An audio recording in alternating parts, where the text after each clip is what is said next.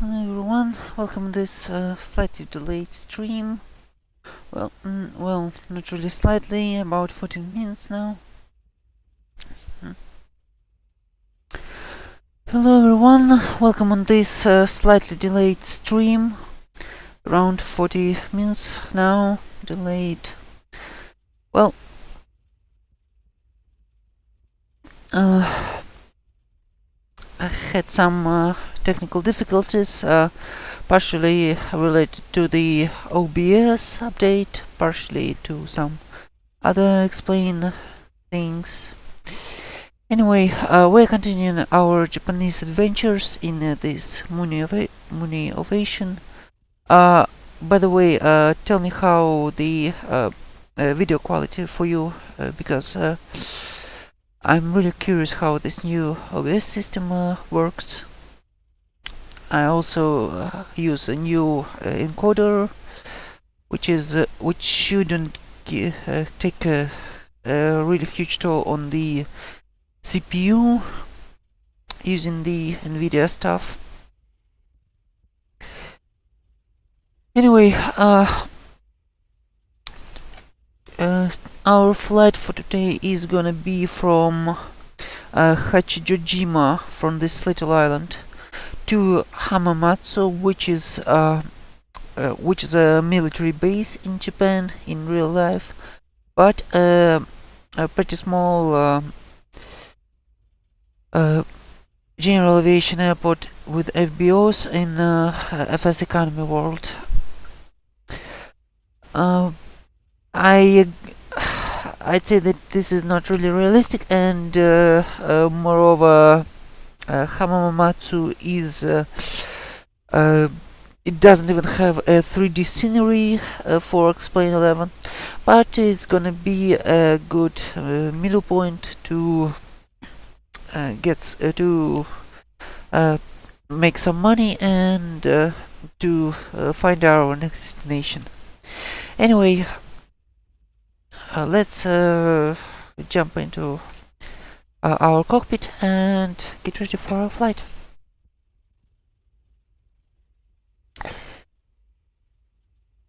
As you might see, I'm now using electronic flight bag. Well, I already started on the previous stream, but right now you can see the electronic flight bag I'm using for anything but the United States. This is an app which is called Maps, and if someone interested, I'm gonna share a link for it. It's a really good value for the money. It has a pretty good functionality, almost worldwide coverage. Anyway, let's load our plane and get ready for the flight. Okay, pilot is gonna be about the same.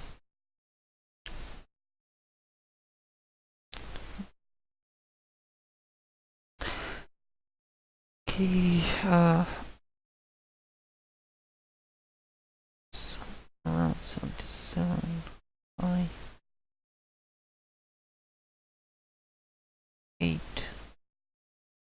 308 for the mass.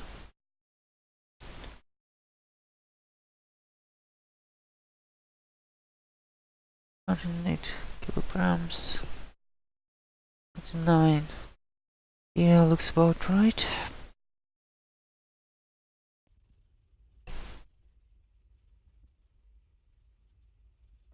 Back to electronic flight bag. By the way, happy Pokemon Day, everyone, if someone didn't know.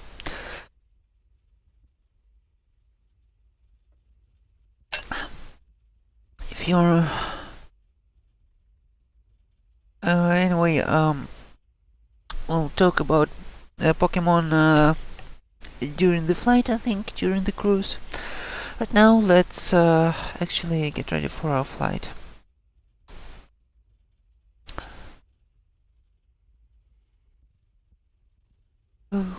Okay.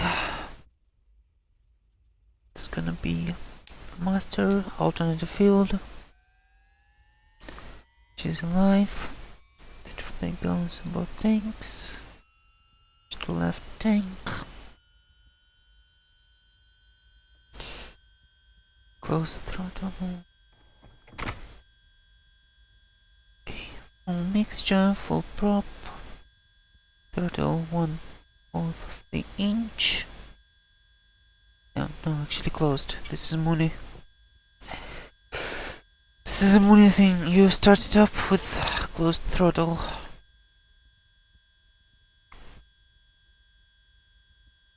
Anyway, warning.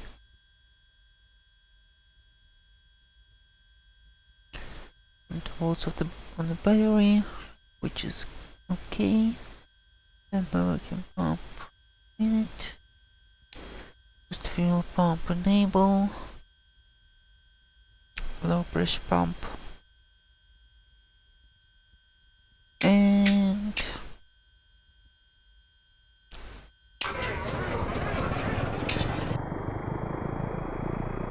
we are started. Okay, this seems good.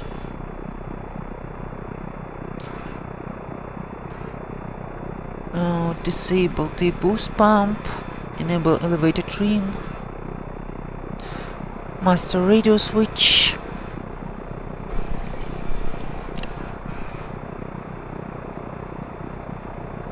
.3 amperes.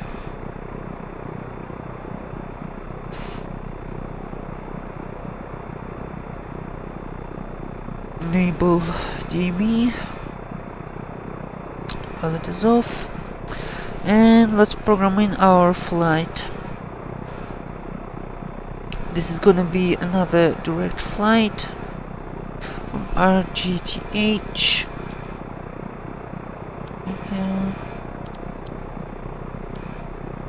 RGTH to RGNH.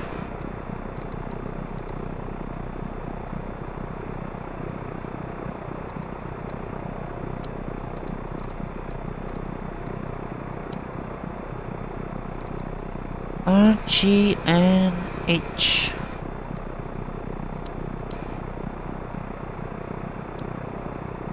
Okay, we got our flight plan here.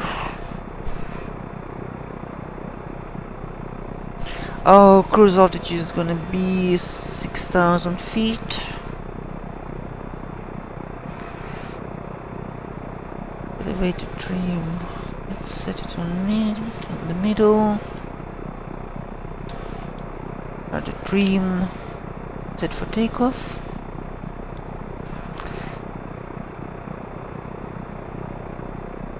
And compass is slaved. Compass is slaved. It's okay. Everything else seems to be okay.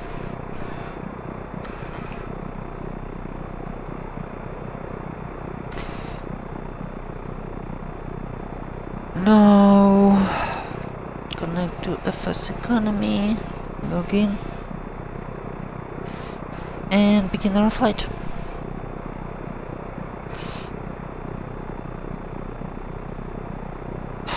In the meantime, we're going to pick up our radar.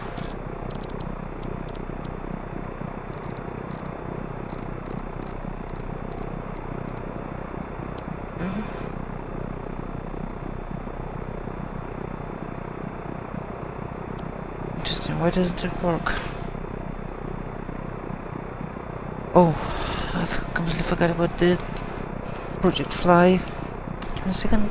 GTH, Jima, RGNH, Matsu.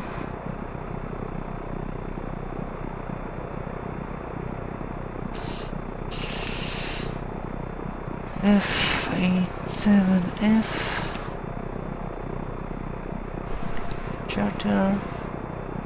A4 and then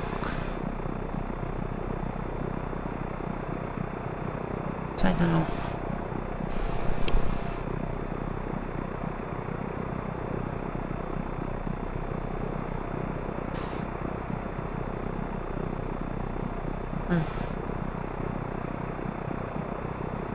Okay, 28 volts. I got here.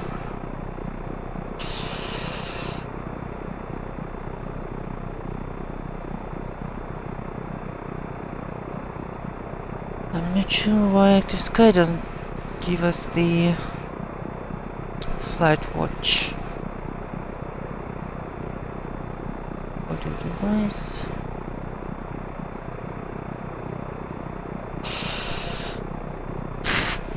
Okay, Active Sky doesn't seem to want to give us any audio. So let's pick up our weather from. Yeah, by the way, this is why Stormy. As you can see, there are quite a lot of precipitation. Anyway, for departure airport conditions are wind 211 through 211 magnetic at 18 knots. Pressure is 29 and 905, which means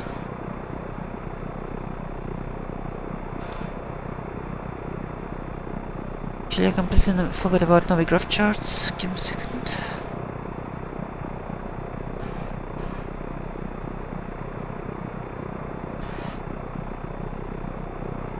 GTH H Hajitujima. So we're gonna be taking off from runway 26, which is almost directly upwind, and let's put it here. Okay.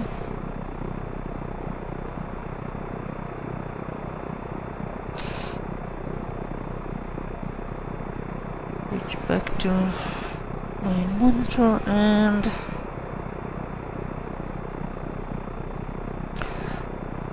let's roll.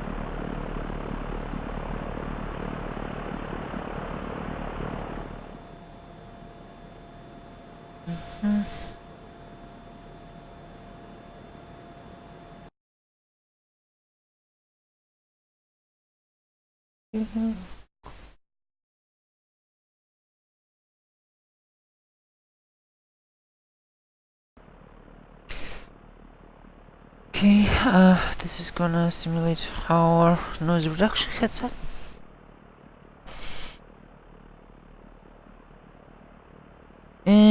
before takeoff checklist. Strobes on. Actually, all the lights would make sense to turn them on. Let's halve the vents. Air in. Frost slightly in. Cabin heat in.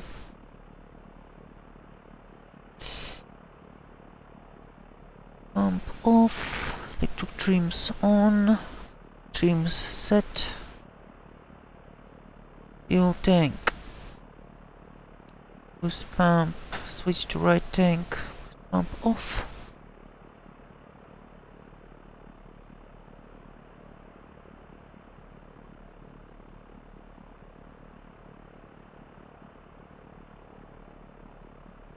Take off runway 26. GPS.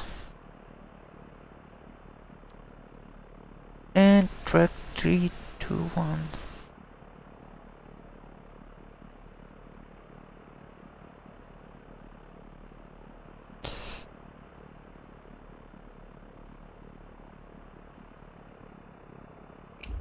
Laps are gonna be for takeoff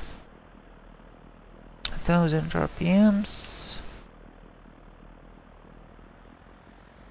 Check magnetos.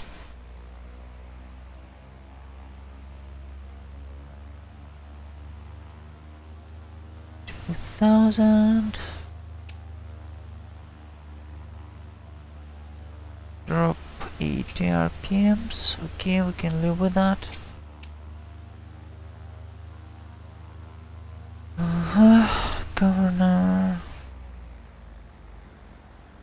Governor works.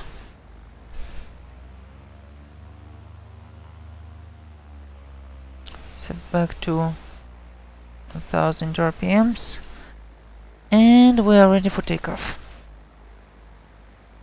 Everyone fasten your seatbelts.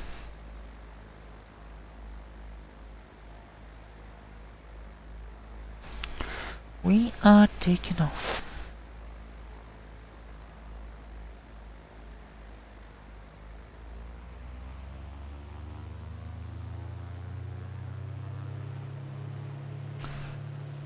Maximum manifold pressure. Wow, this is a noticeable crosswind. 70 knots. Rotate.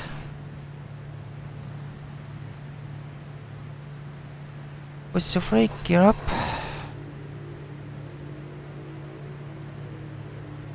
Ninety knots, flaps up.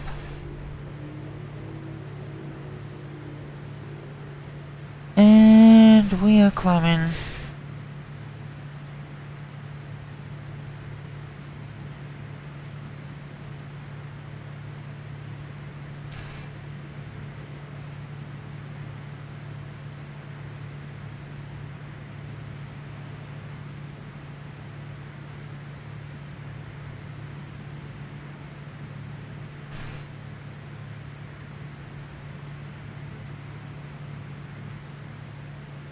Alright.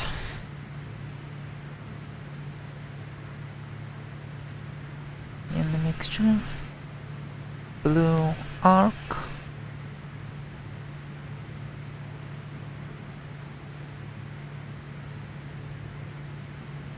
Turn.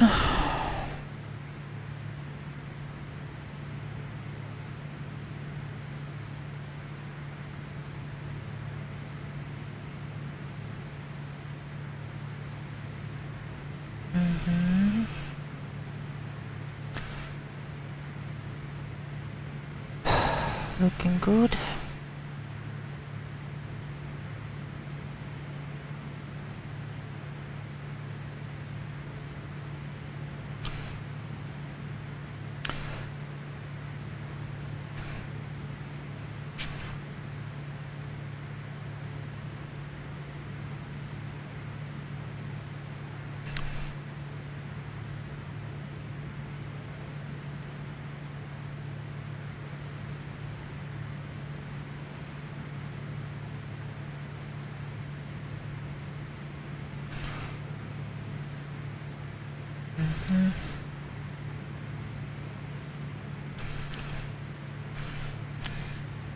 Set our radar trims.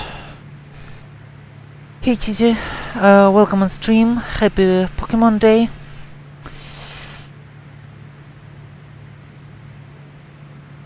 And turning back on our course.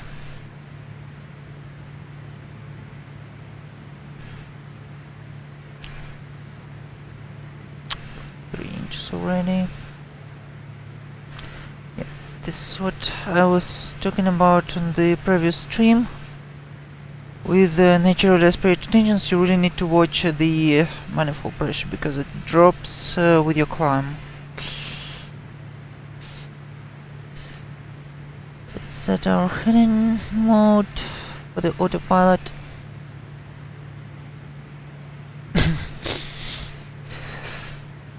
Yeah, I can agree with you, kitten. I can agree.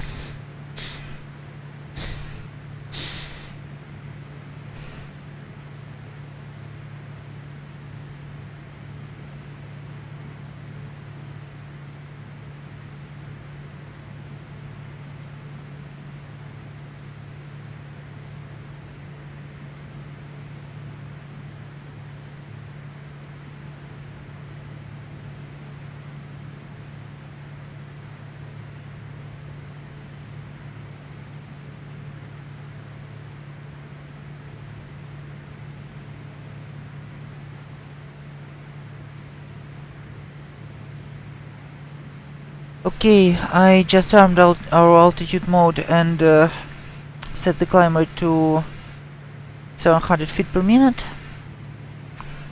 This will give us a nice steady climb.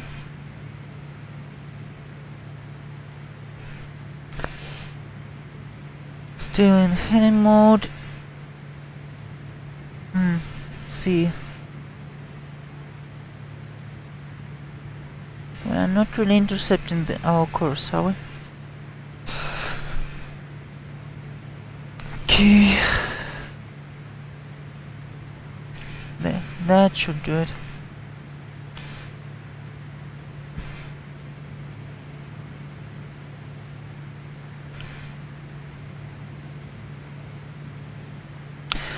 And already full throttle gives us only 23 inches of manifold pressure. Yeah, this is why I love turbine engines. They don't do that. Oh, what is that?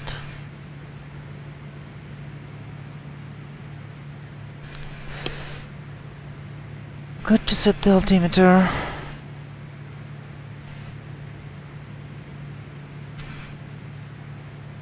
Disable landing recognition lights.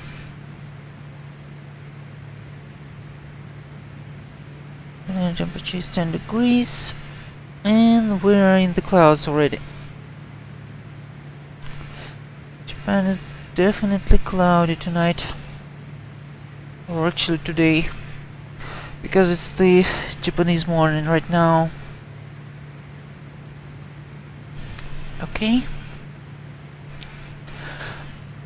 How's the picture quality, kitten, by the way? Because I changed some stuff and I really hope it should be not worse, but hopefully smoother and maybe even better quality. Because I'm using another codec right now. Okay, good.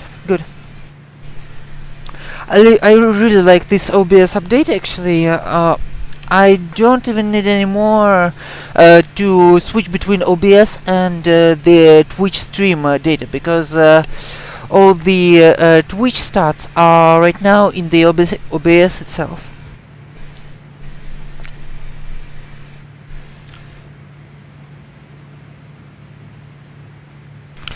Which is really useful if you ask me. And we're coming up on 6,000 feet, which is our cruise altitude.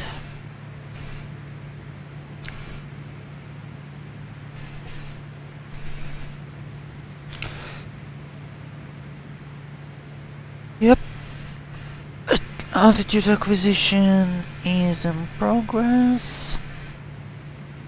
Oh my... And we already overshoot again. Let's turn back on our course.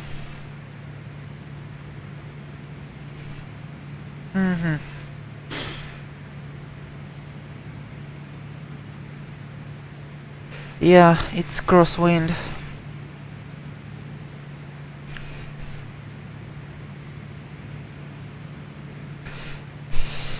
Anyway, we can enable finally our nav mode.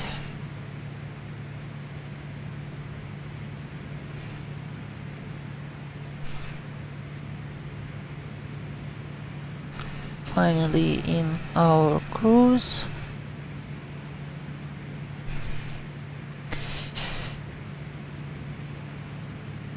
See,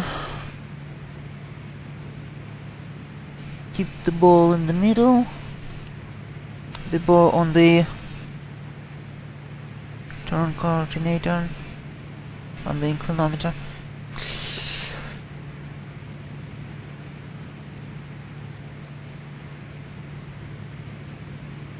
And why not tune in the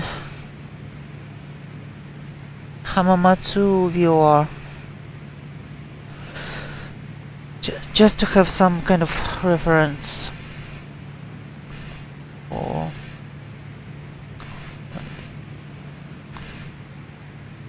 use manifold pressure. 1 inch should be enough.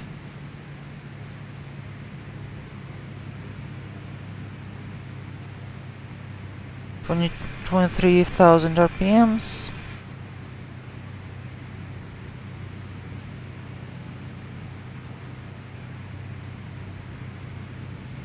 And exhaust gas temperature set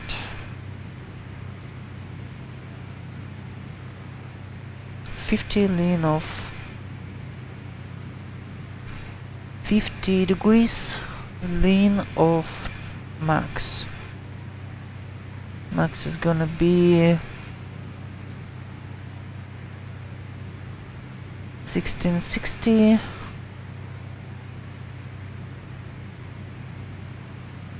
Works for us.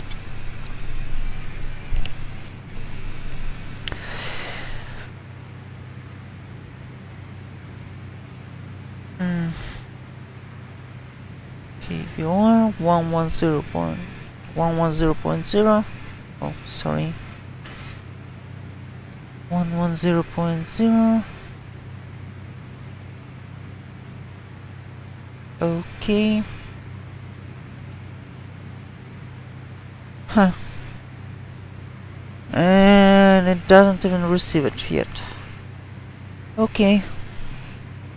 We can live with that.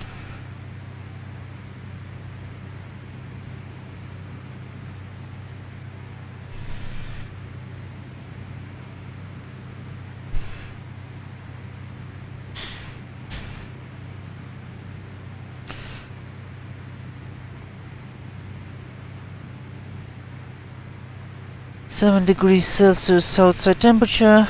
We don't need to be afraid of any icing. Hey Captain, nice to see you on the stream. Welcome to Japan. Welcome to stormy and cloudy Japan. And happy Pokemon Day, which is as kind of coincidence today.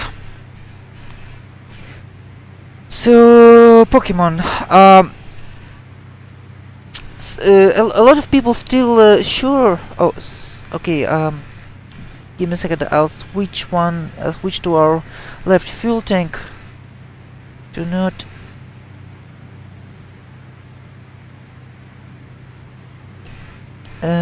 Do not get some fuel imbalance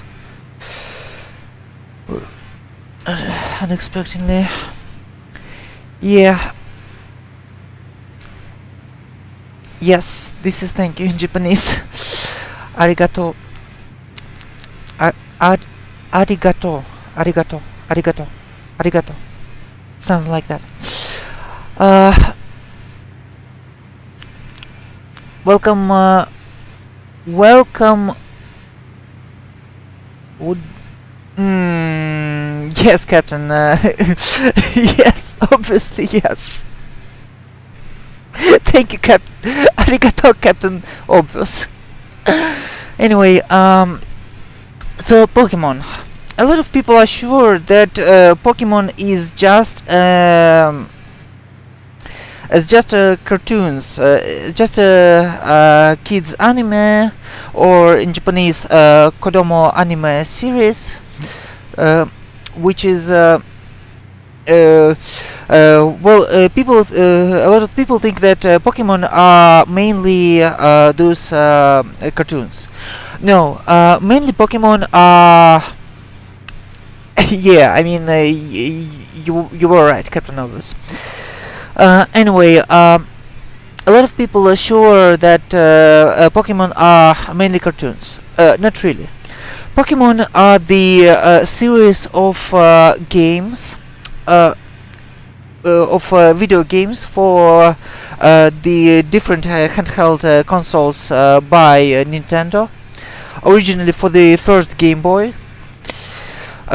Those games are basically they are RPG games where you capture those monsters, create the group of monsters in the Pokeballs. You train, you level them. It's called training. You you adjust them to basically work with each other. And basically it's quite a complex RPG. It even has even has championships going on, where professional players, or as we call ourselves, trainers, test our abilities in managing our parties and leveling our Pokemons. And actually some people compare Pokemon by the complexity even to chess. Although I'd say it's a wrong comparison, because chess are extremely predictable and basically completely solved already. Pokemon games are unpredictable. They still are about the actual brain power of the trainer, and sometimes even luck. And I'd say Pokemon is better than chess. Where the rules are comparable with time limits, with the with the levels, with the levels limitations. Well, for the competitive Pokemon, all those Pokemon you have, all those monsters, they are level to level 50. So the attack powers and everything else is comparable. So it goes down to the actual attack combos, to the moves usage. So yeah, it's basically mostly level ground.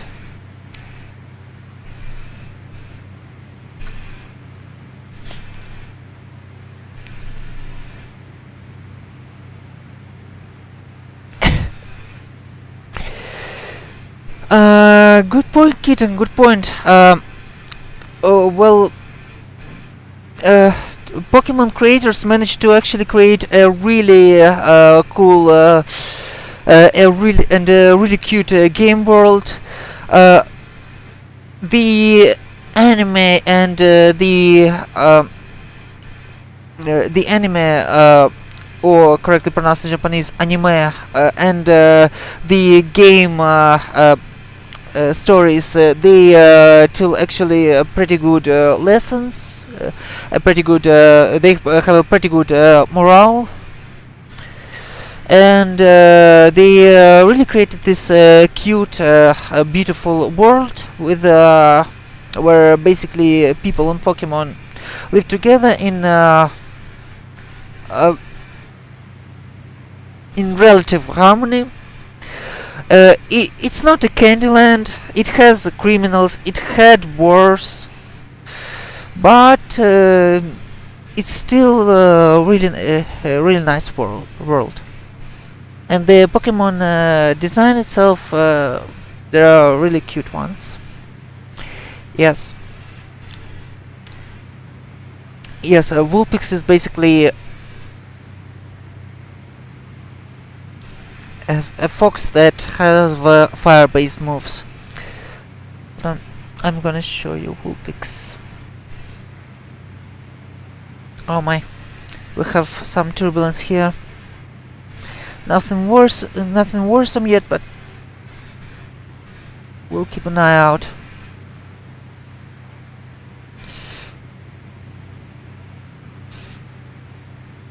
Vulpix.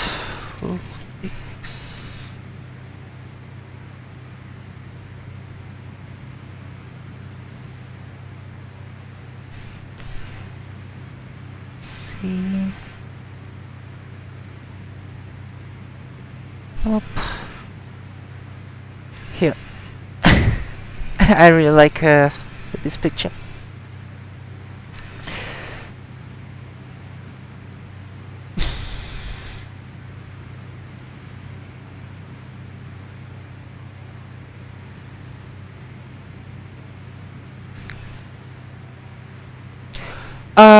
Yeah, Captain. I right now I'm working in computer networking.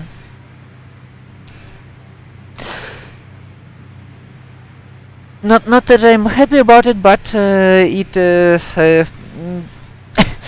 it makes me enough money for a living. So yeah, this is what I do for now.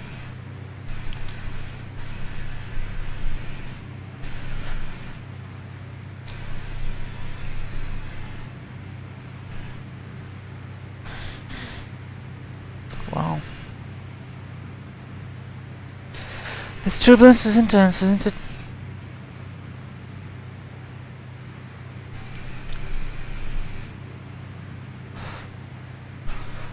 Oh, actually, let's see here.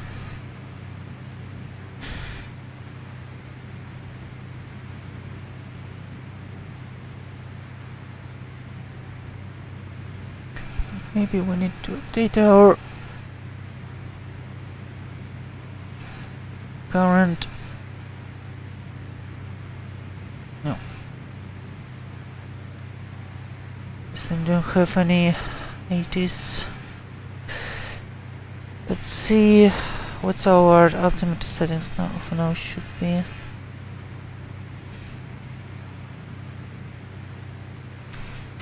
Yeah, that's a good emphasis, Captain.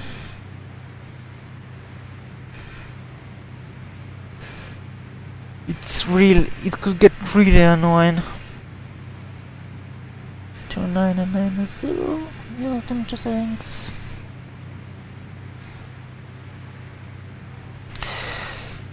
No, honestly, at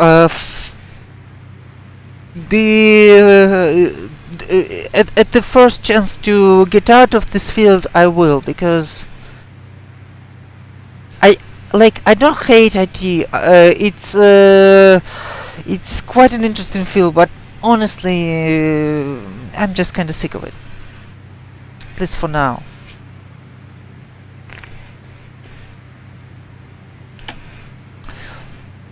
And to be fair, since I work in Russia right now, IT people in Russia, they are that's quite a toxic environment for a girl, and let's say I'm not really impressed. Getting up early, walking through ice and homework. Well, since I'm working, it's not much of a homework, but walking through ice. Where you live, by the way, Captain? Where are you living?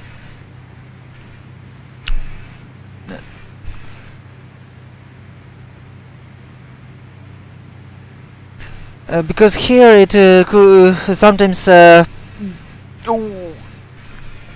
well, I wake up at around 8 a.m. local time, and going to work in basically going through almost 2 transfers from train to train and from train to the workplace, walking around the click in minus 15 Celsius. This is why I'm so looking forward to moving to Texas. Finally, no winter. Gosh.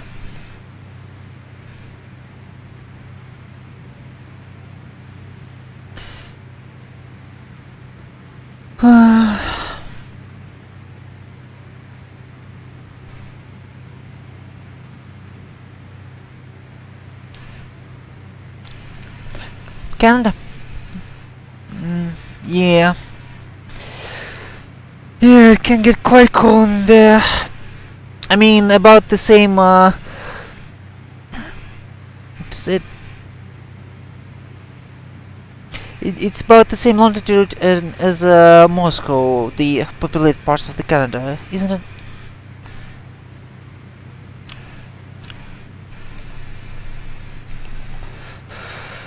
Gosh, this turbulence is irritating.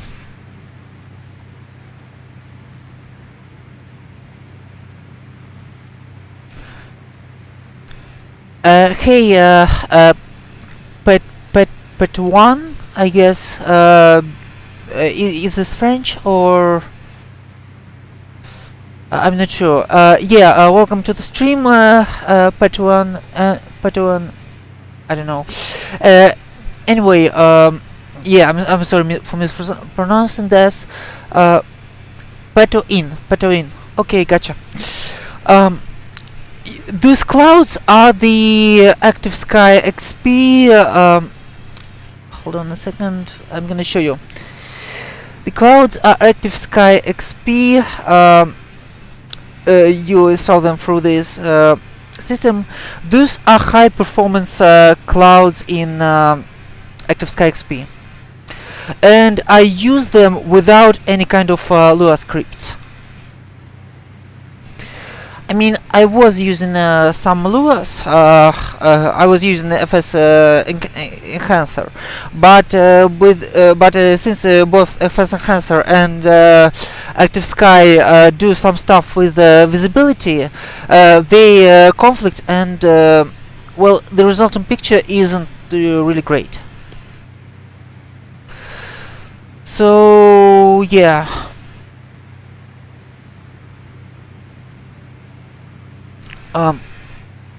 Those are Active Sky clouds. And I generally use Active Sky weather.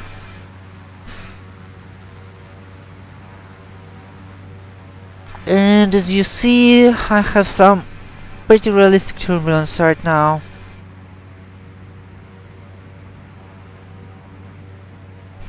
It's amazing, Patwin. It's really amazing.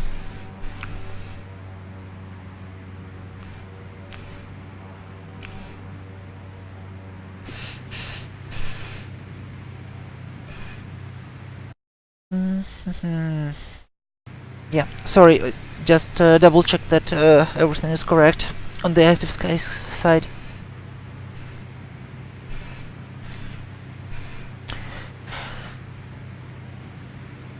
Anyway, I apologize in advance for the airport we're arriving to. It doesn't even have the 3D scenery. It's an Air Force Base in Japan, which is a general aviation airport in FS economy. So it's gonna be not really cool, but from there we will have some other destinations which will take us somewhere pretty. Oh, and by the way, I'm using for Japan UHD mesh by Alpalotex, so it's gonna be better.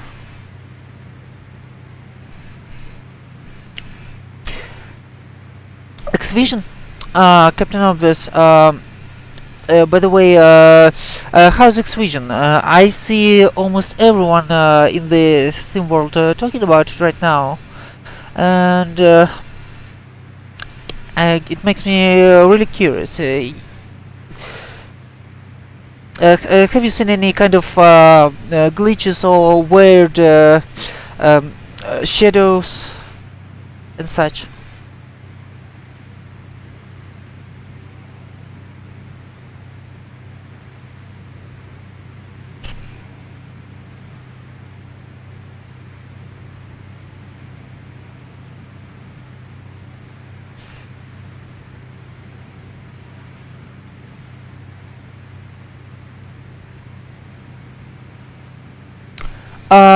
Patwin, to be fair, this is one of the things I'm actually flying in Japan, because yes, I do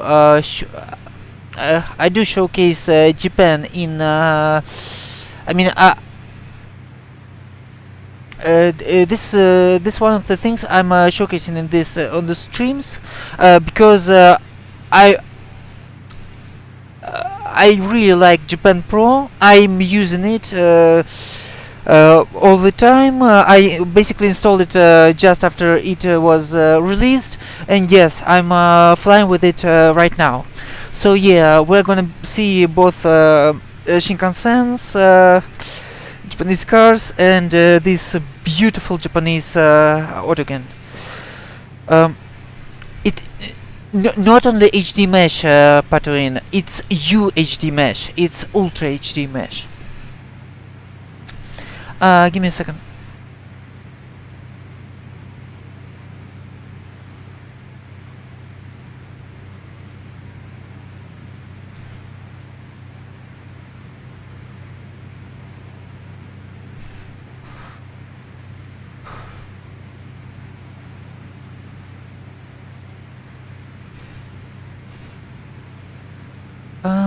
Pilot X.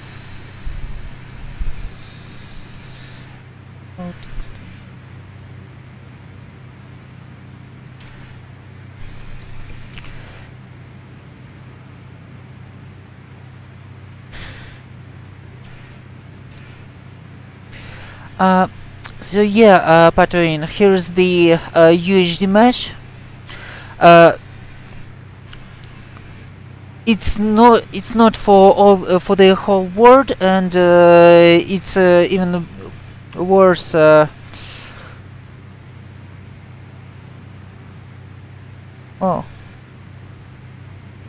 yeah.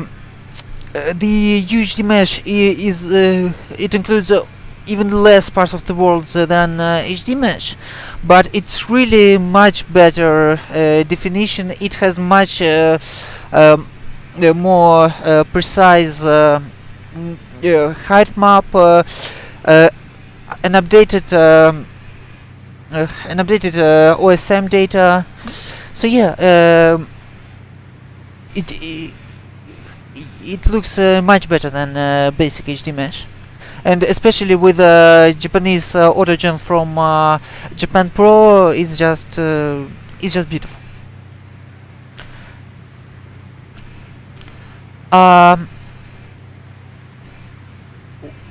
What kind of the problem with hard disk? Why? You sure the blue screen was hard disk related?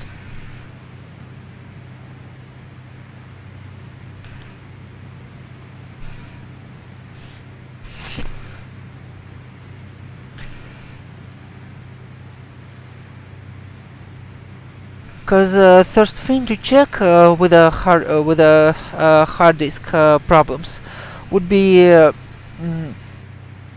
sorry, it would be checking something around. It will be checking the smart, especially the reallocated sectors and the pending sectors values. They will tell you if you have some bad blocks or potential bad blocks on the HDD, and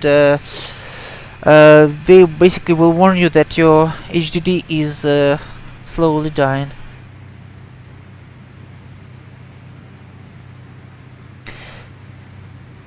And in the meantime, we're approaching file system crash. I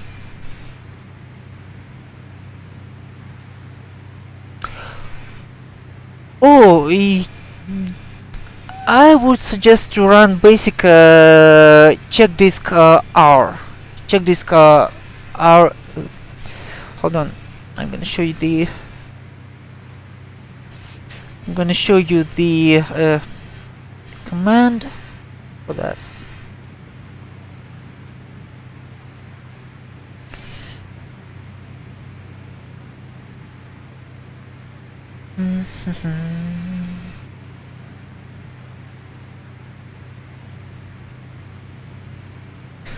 PowerShell takes its time to load up. Come on.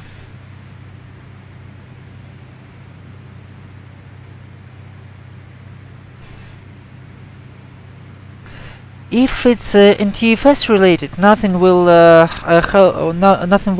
help you better than Windows' own utility check disk.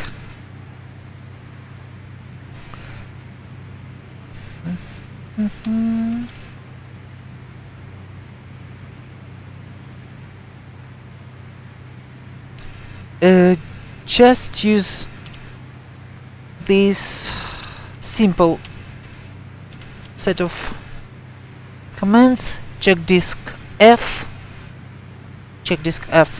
It will ask you if you want to. Good.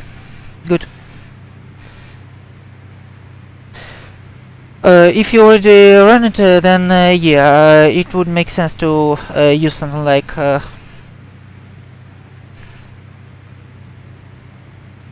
HDTune, or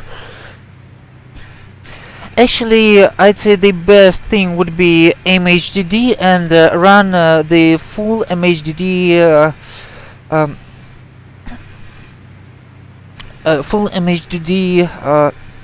read test.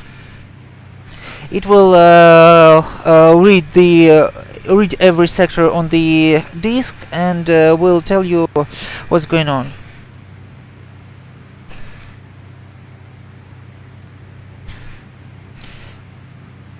I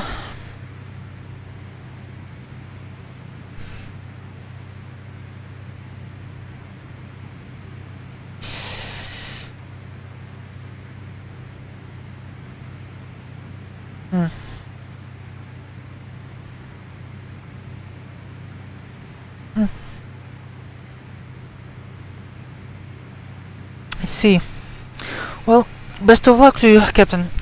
Just remember one important thing. HDD problems isn't something to play with or not take seriously, because you will easily lose all of your data if you will basically let it slide. Hold on. What was it? Yes, mhdd. It's the DOS utility, and you will need to switch your HDD into the IDE mode before using it. But it will give you the complete and comprehensive test of the HDD surface state and performance.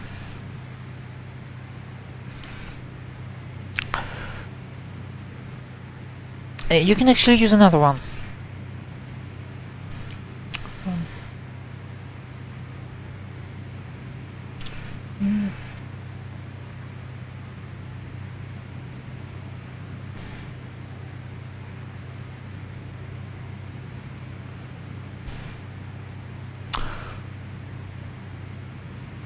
Yes, kitten, yes. I actually save everything critical into the cloud too. And so yeah, saving to the backing up to the cloud is the best idea. In the meantime, uh, we are right now got into seemingly cold front zone. It's the freezing temperature and actually rain at our altitude, so I think we are gonna descend to somewhere safer.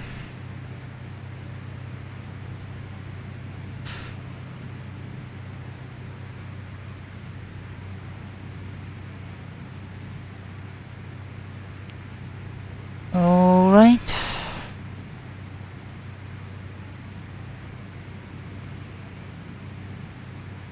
$4,000 should be enough.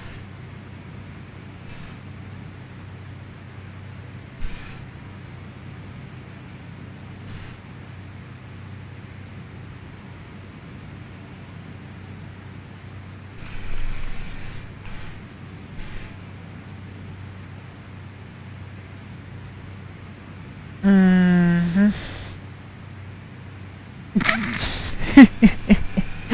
Yep, that's my kitten.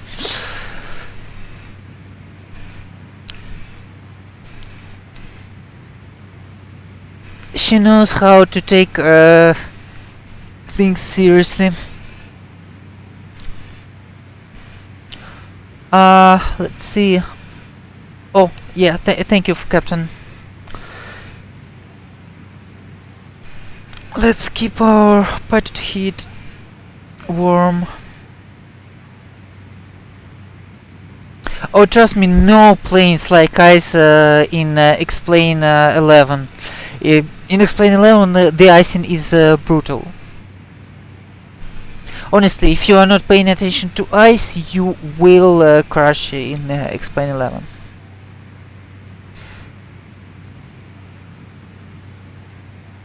Like, I can guarantee you.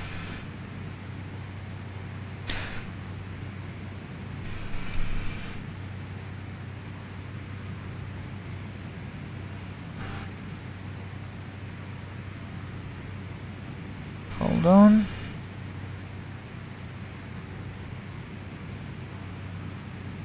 Back to the altitude hold mode.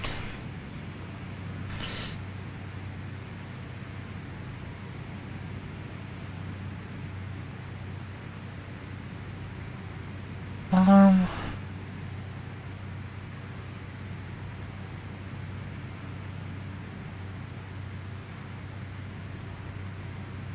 And let's get precisely to 4,000.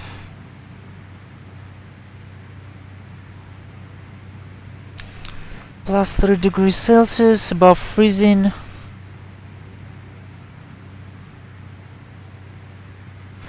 Should be alright.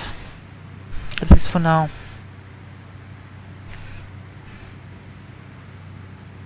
Yeah, but I mean, there is law for everything, which sometimes is almost makes it almost cheating.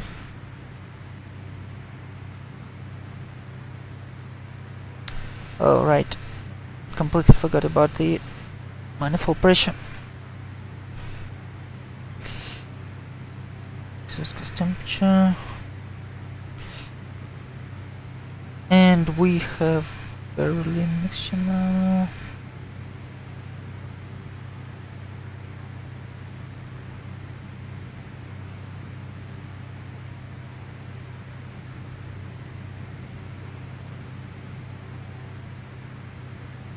So back to something like that.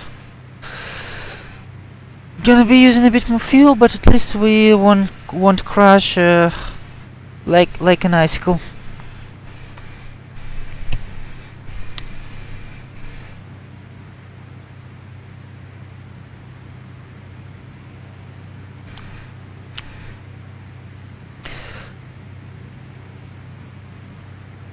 Yeah, Patuin, and actually the general rule to enable anti-ice is below plus 3 degrees Celsius.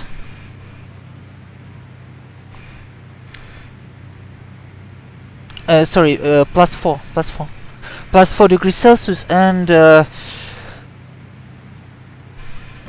if the visible moisture present, which is rain, clouds, fog, all that stuff.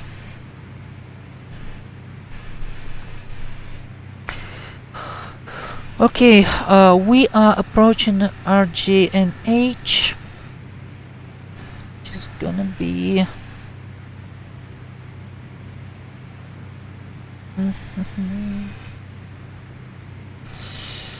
actually, let's open Navigraph charts here, just for the convenience.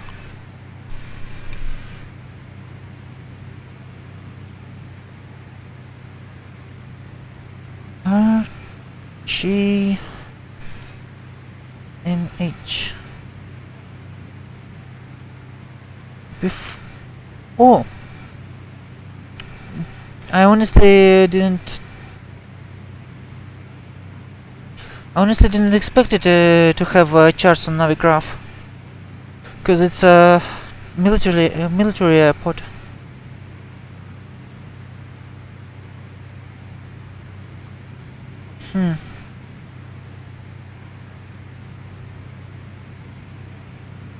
Oh,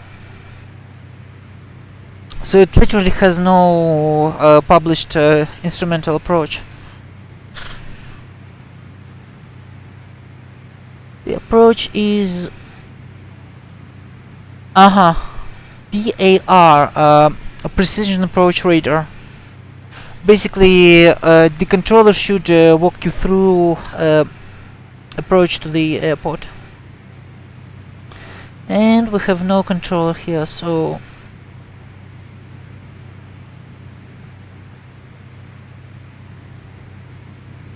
sadly not our case.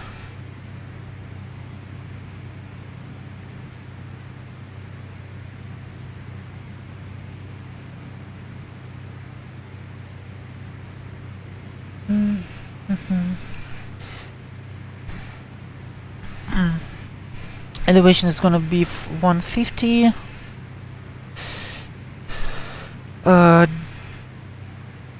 Descending around 3,000 feet, 3,000 by 1,000. We can start our descent 10 miles out.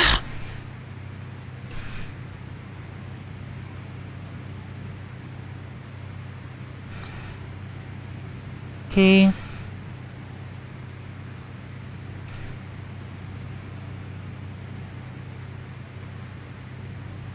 And let's see if we have weather for the airport.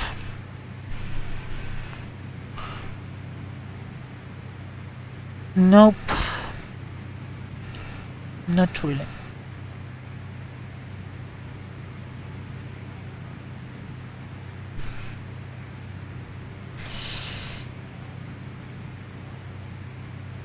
Sorry. Let's ask Active Sky as always. Destination Hamamatsu, interpolated weather 2986. 2986.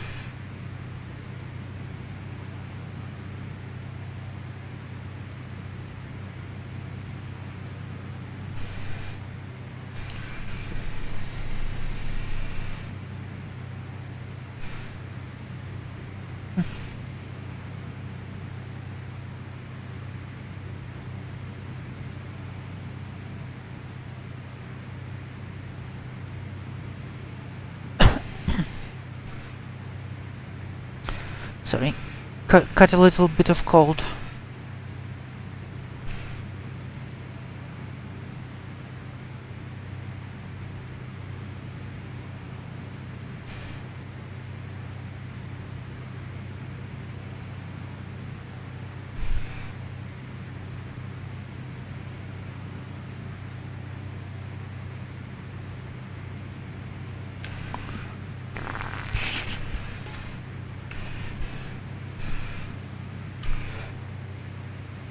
20 miles out. Still no visual on the surface.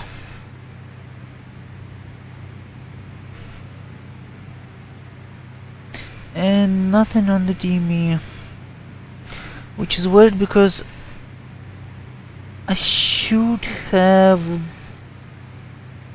been receiving the VR signal quite long ago.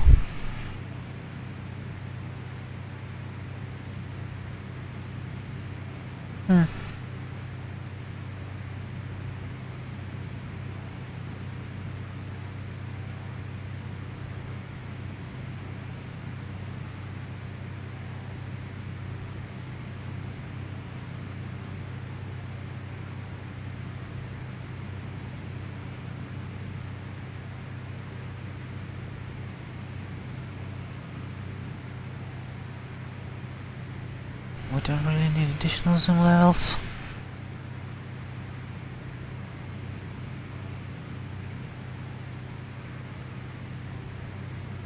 Yeah.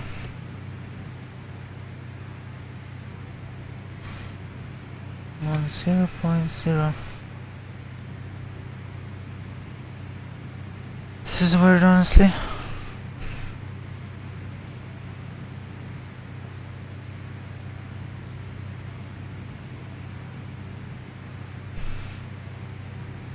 Interesting. Explain considers the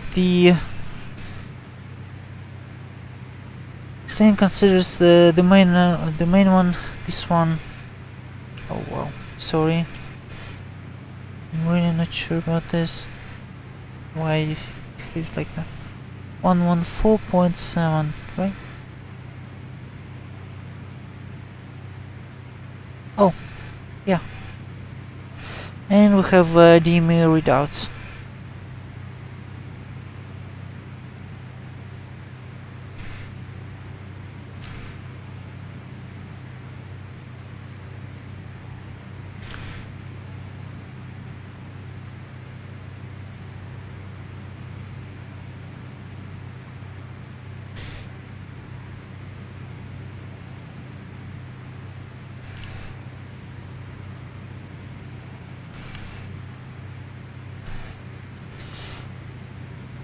Okay, we're coming up on the coast. Let's begin our descent to 1000.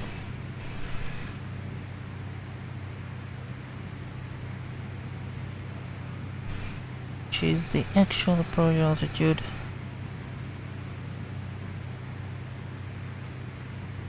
Oh my goodness.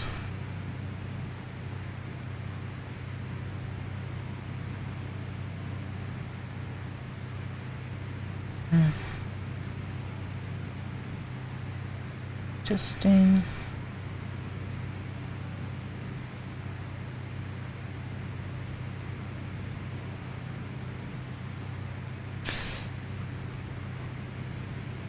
Okay, 1000 feet. Minus 1000 feet per minute.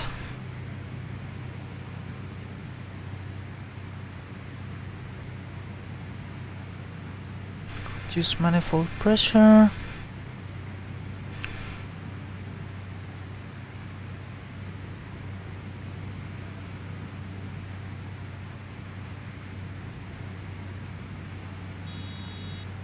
Oh, it doesn't like it.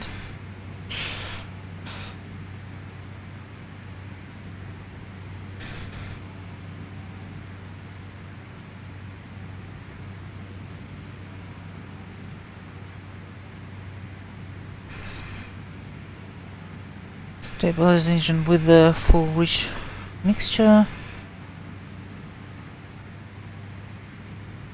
And set full RPMs. Arm altitude.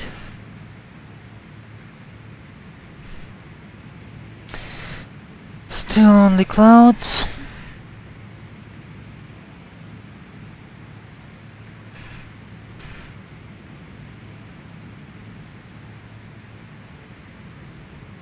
boost pump on, right tank.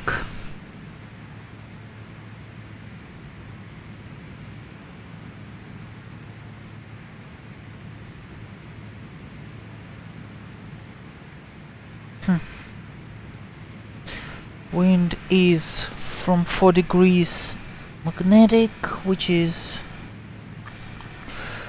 almost direct crosswind, and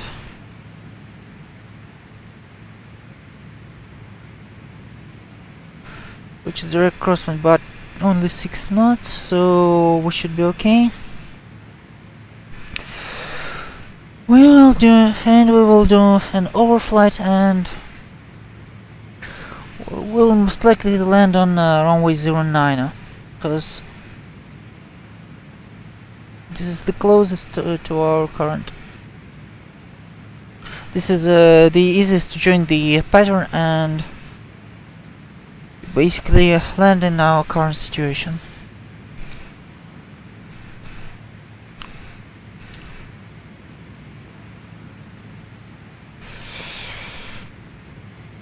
$2,000, still nothing.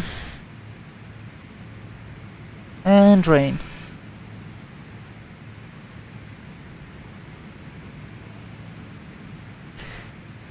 What's our ceiling?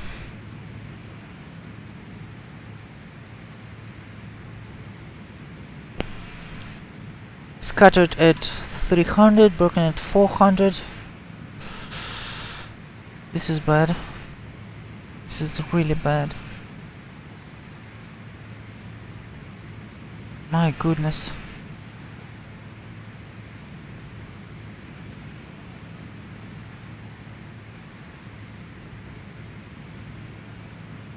Oh! I can't believe it. We see something. Switch back to heli mode.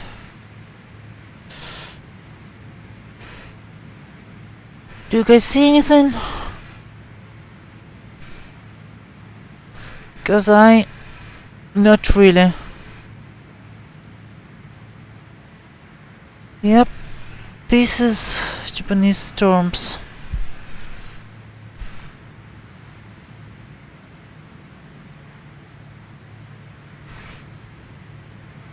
And looks like our airport right there. Yeah. Okay, this is gonna get a little crazy.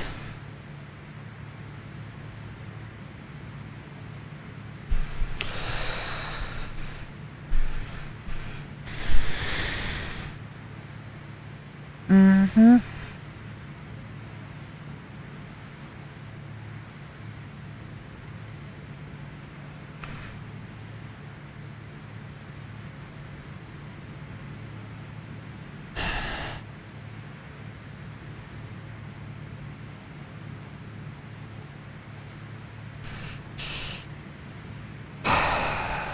Okay. Yes, I'm really not sure how we're gonna do this.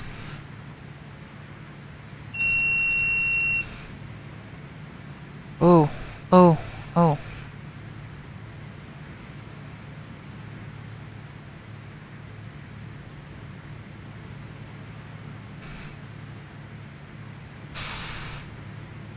And then almost directly east.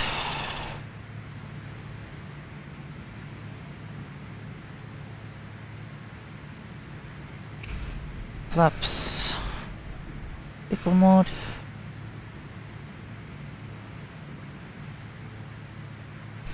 No, the airport doesn't have any precision well, actually, the only precision approach to this airport is an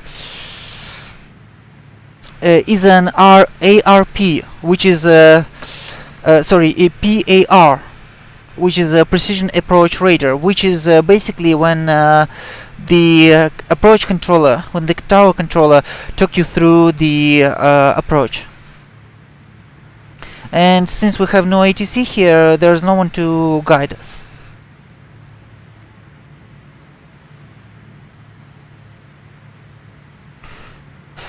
This is exactly why it gets a little crazy here.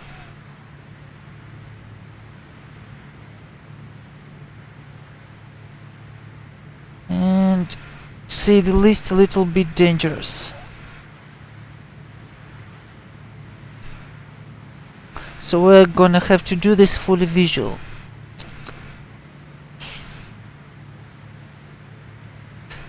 Okay, this is a bit excessive bank angle.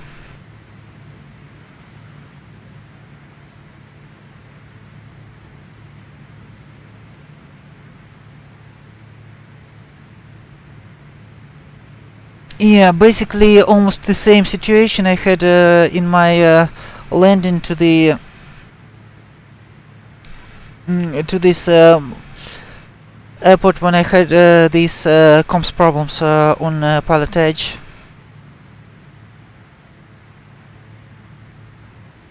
Landing into a very instrumental situation without any instrument guidance.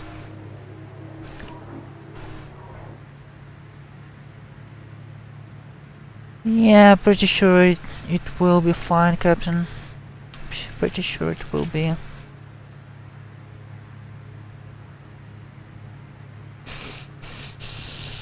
Just keep an eye out for the runway lights, and they are right there. Should we take taxiway?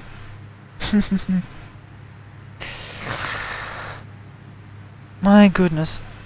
Doesn't even have the high intensity lights.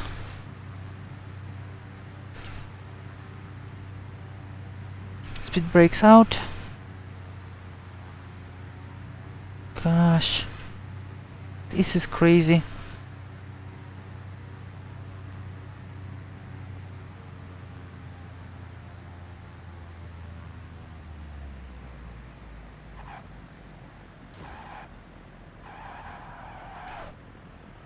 Gosh, that crazy last second correction.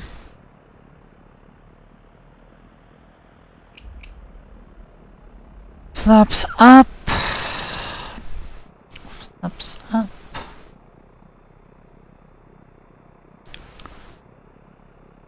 And yeah, thank you. Thank you.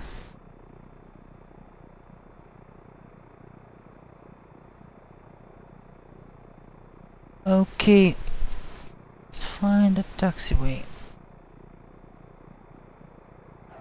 Okay, should be here.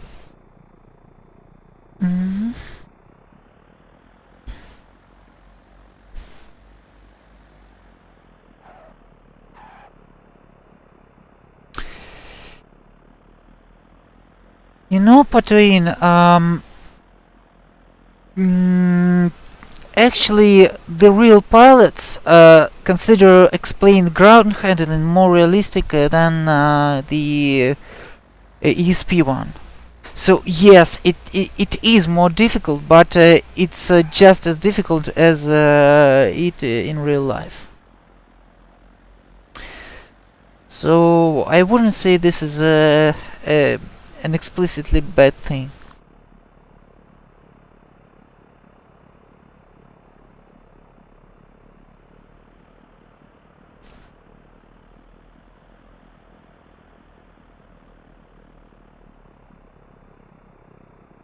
Okay, this looks like a...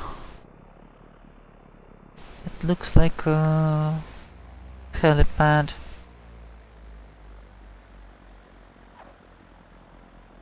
You see, it's much better with the rudder pedals. Also, keep in mind that this plane is this model was made by Alabeo. And I think it's not Thrund, but just fly, but Carinado's internal XP11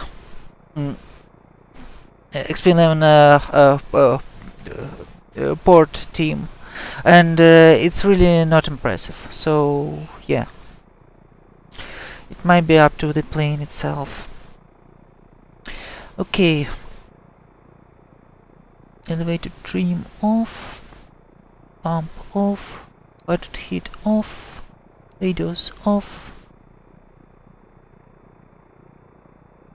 cut the fuel off, and everything off.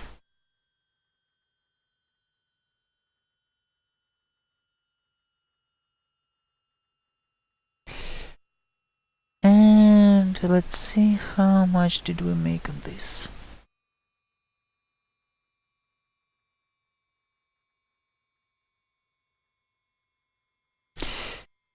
Yeah, it sometimes really gets really bad, Captain Obvious. Also, it has this problem with well,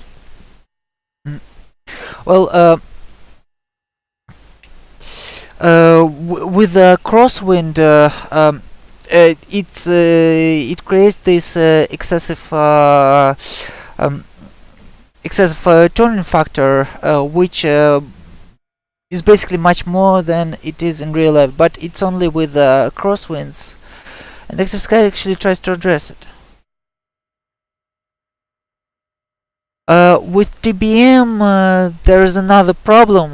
They added the ground to the ground handling factors, the prop wash and the prop behavior on reverse thrust, and I'd say it does get excessive, and partially it's due to not really careful piloting, because if you will put it in the reverse thrust too fast, it will basically spin you out. Yeah, with crosswinds it's really hard, and I would agree that with crosswinds it sometimes gets excessive. Wow, nice, we made almost 250 bucks. I actually didn't expect it to be that good. That's amazing.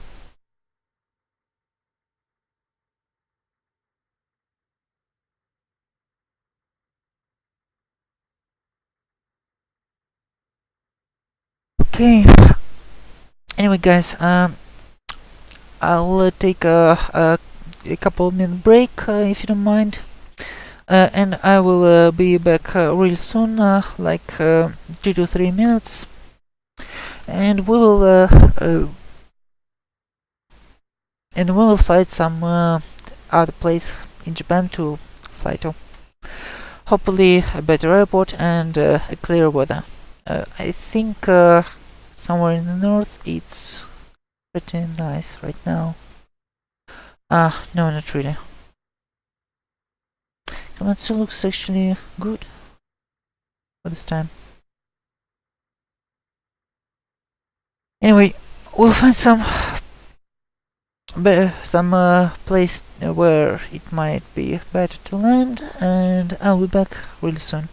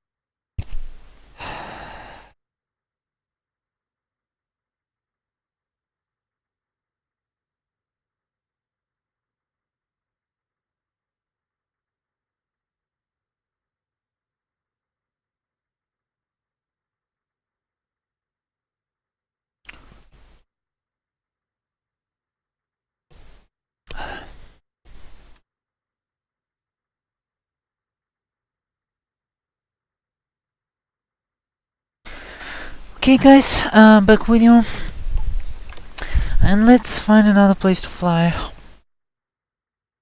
We just arrived at Hamamatsu Aero, which is a force base, and we have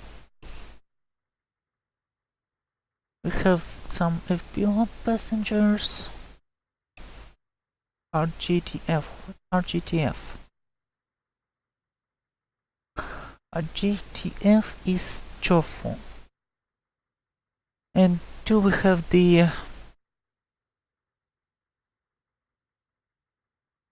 scenery for Chofu? RGTF and RGTHTO.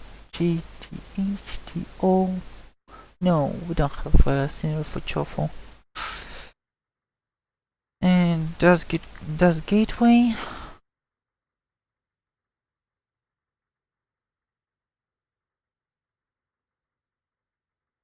By the way, I'm gonna show you this quite an interesting thing. This is the Gateway scenery map.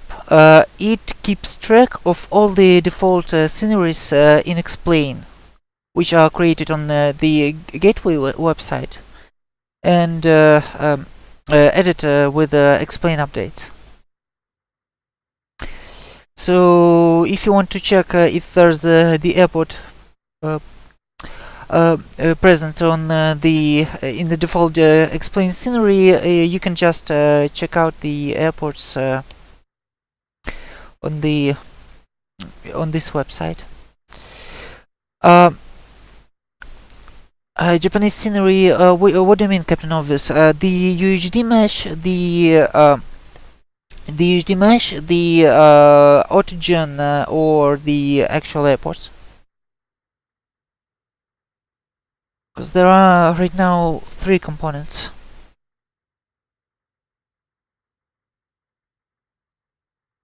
What I have for Japan. GTF Chofu. Nice. At least we have default airport here, so should be good. The airports. I found 2 main. I found a couple of artists on Explain on explain.org. Hold on. Those 2 artists actually made quite a lot of airports for Japan. So I basically downloaded and installed them all. Those are mostly regional airports.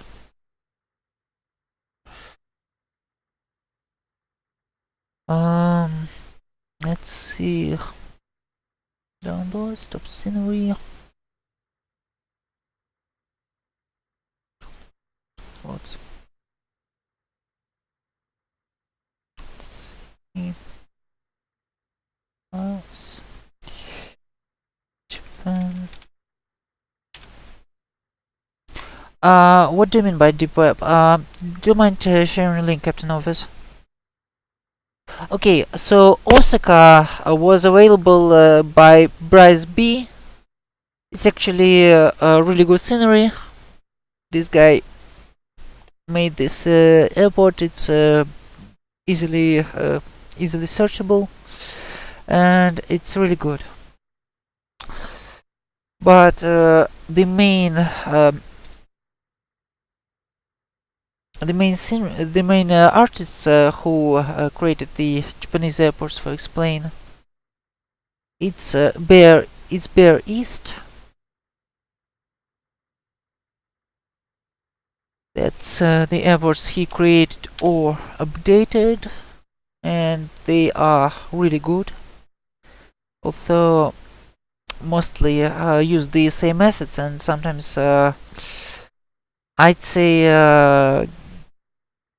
look a bit repetitive, but well, still fairly realistic.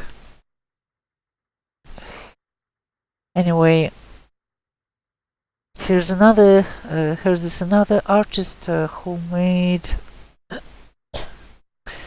Hold on, I'm gonna show you.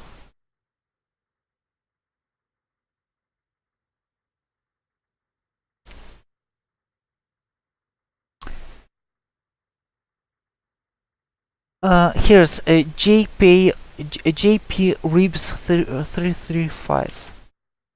This guy also made a whole set of Japanese airports with custom assets, mostly custom terminals, and basically everything else. And it's even better than Bearists.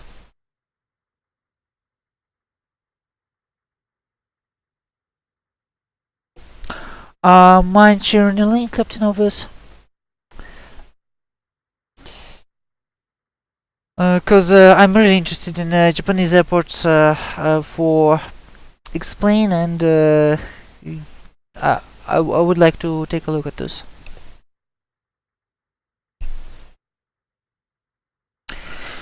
Anyway, that actually looks pretty nice, so let's get there though. What do you think? So, not really good in terms of that.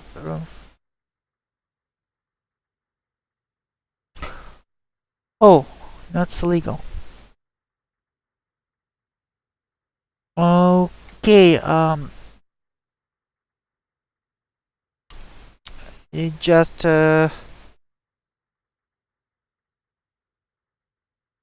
okay, can you find me on Discord if it's possible? Because I would really like to take a look at this.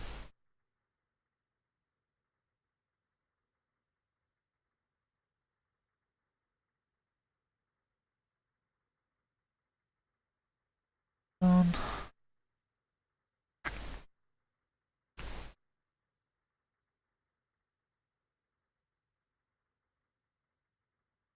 yes.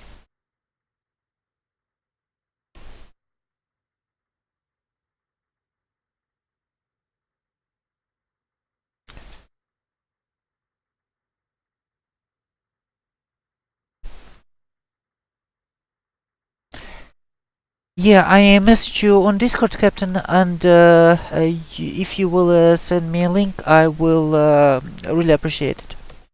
Send me the link to those airports. This is something I'm really curious about. Also, really, the legality of the airport scenery, I'm really not sure how it. what could be really illegal in those. Because if it's torrented, we might actually find the place where they actually sell them. And also we can get into the grey area of abandonwares, which will actually won't prohibit us from streaming it. So yeah. Anyway, right now let's plan our next trip. I'm really interested in these Chofu assignments.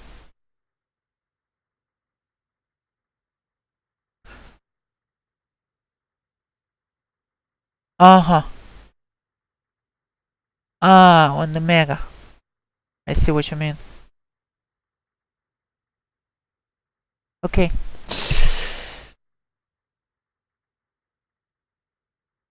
Yeah, thanks. I will take a look after the stream. In my spare time. Converted. If it's converted, I can imagine it being the airports by. Let's see here. There was this one Japanese company making a lot of sceneries for Japan.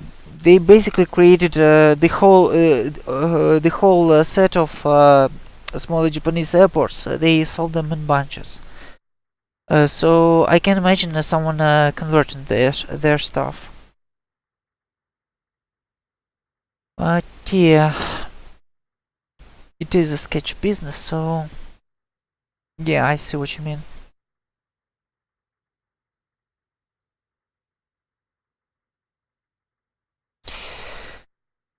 So our new departure is Hamamatsu, and our destination is gonna be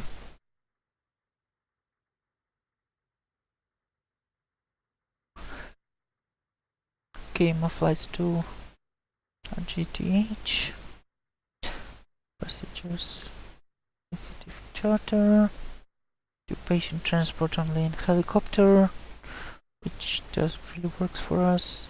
RGSD, what is that? GS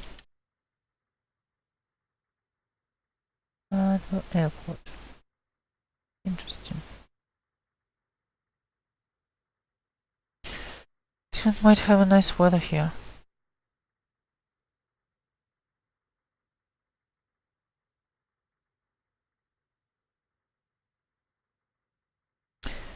But it might be a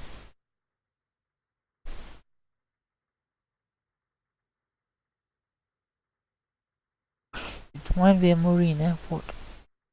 Oh no, surface asphalt. RGSD. No, no scenery here. GSD. Saddle. No 3D features. No. Basically nothing interesting there.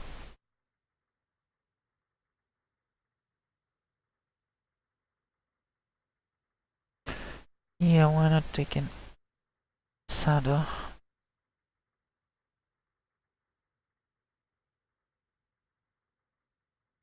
GTF.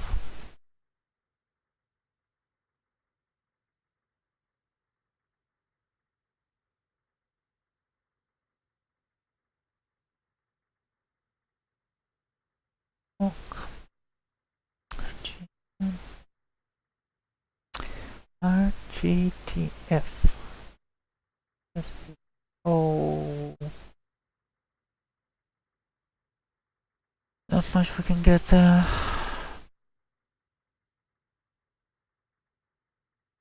What VIPs?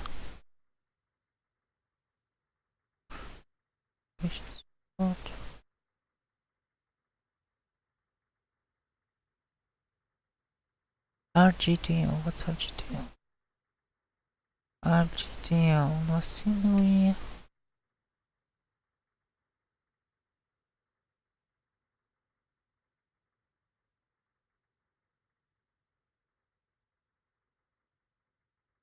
Oh.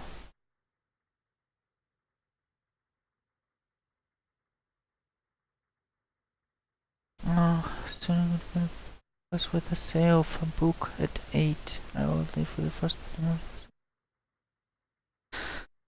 Alright, alright.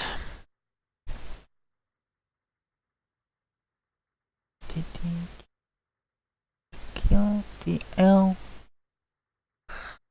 What's on GTL? Shimofuza Aero. RGTL. This has... No, it doesn't have a better set of assignments. Yeah, really nothing to look for here, right?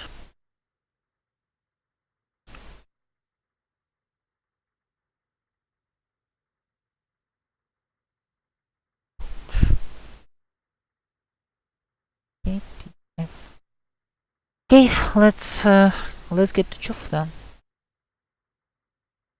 3 passengers seems to be a good idea. My flight. Okay, Captain. Okay. If well, I really appreciate that you joined my stream, and good night in advance to you. Hope you will have your rest. And for now, I will make this second flight, and I think it's gonna be the last flight for today. So yeah, I really hope you enjoyed it.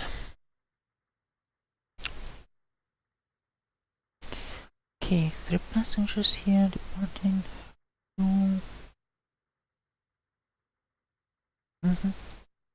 Thank you. 72 gallons, elevation.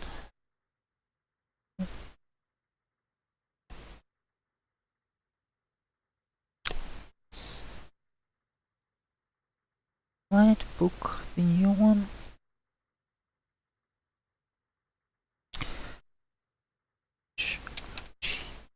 H Matsu RG TF ATF 04.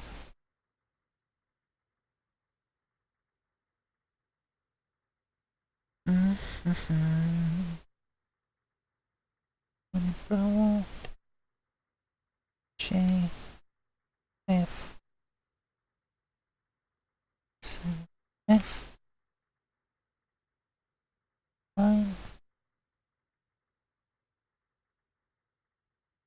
now RG TF. Let's see. This is gonna cross a couple of restricted airspaces. So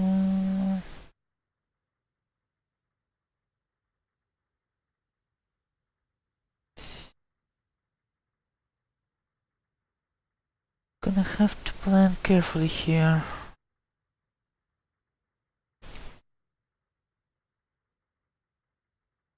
RGNH and foreign search RGTF.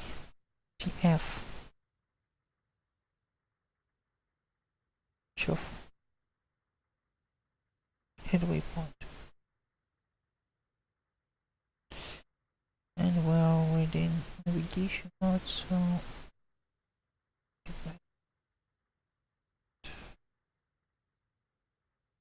okay, face north.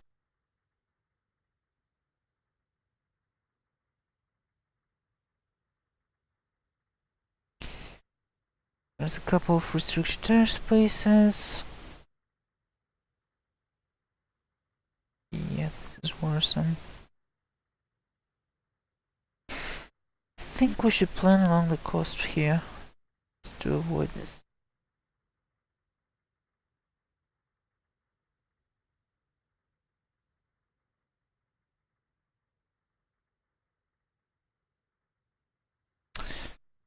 Top.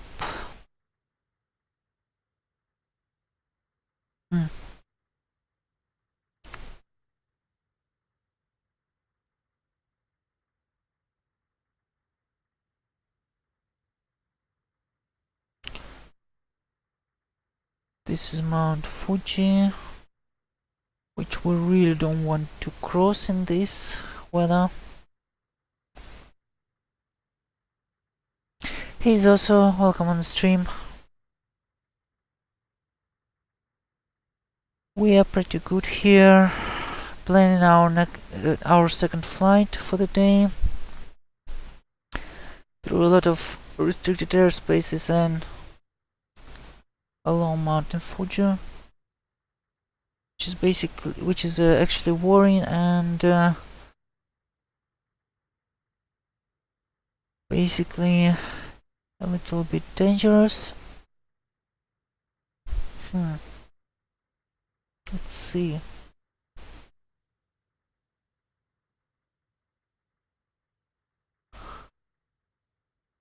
Shizuoka. Let's plan it like this. Avoid the airspaces and stuff.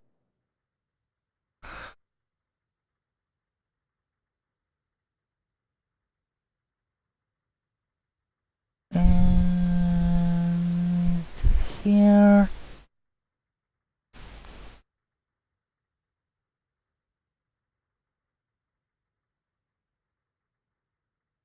but that's okay.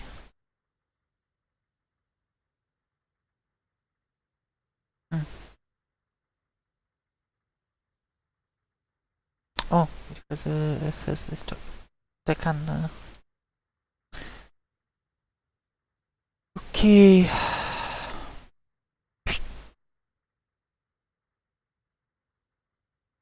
Yeah, it's on the military.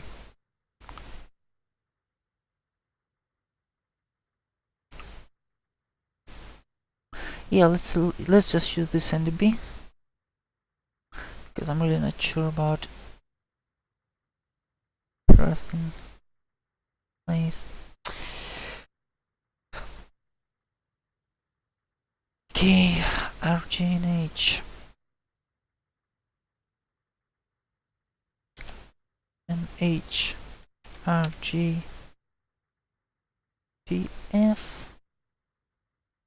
Cruise altitude is gonna be around 1000.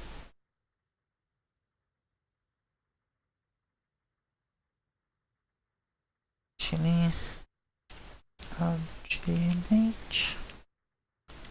Here Zulu Echo, Oscar Sierra Echo, and Romeo Bravo. And RGTF.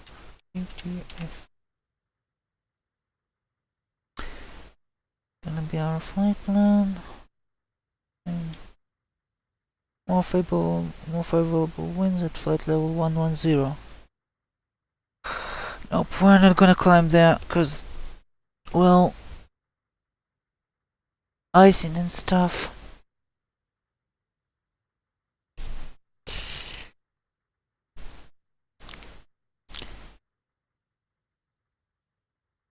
Okay, that looks like a viable flight plan for now. Let's continue with our EFB.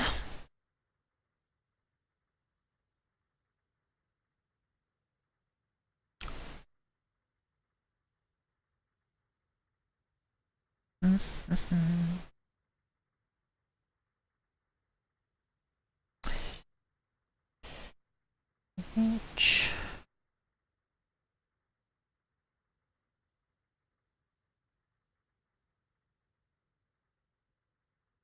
Sierra Zulu Echo. Sierra Zulu Echo.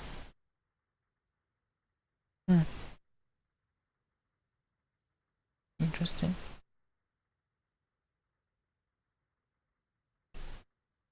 Final results.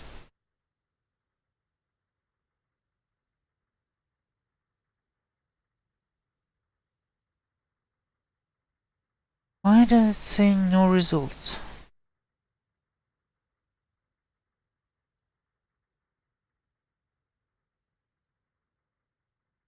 Shuzoka.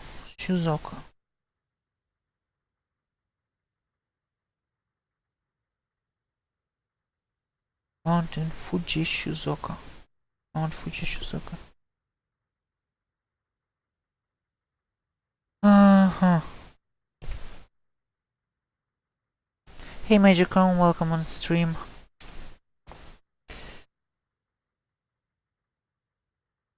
My goodness. And this is weird. This is getting weirder and weirder.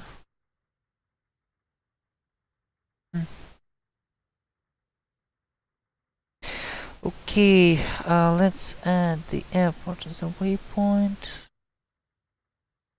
Add waypoint. Then it's gonna be Oscar Sierra Echo. Oscar Sierra Echo. Which is Mihara VR. Which is right. Then RB. Romeo Bravo.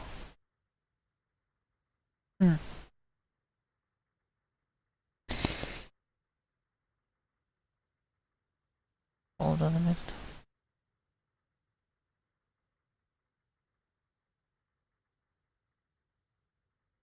EDA.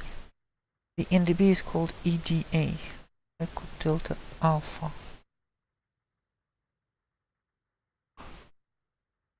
RB Adder. Add waypoint.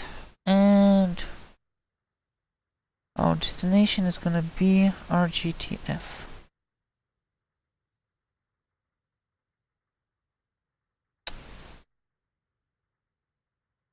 Our destination will be RGTF. Search. Chofu. Add waypoint. Okay, now that looks like our flight plan. Our first leg is already activated.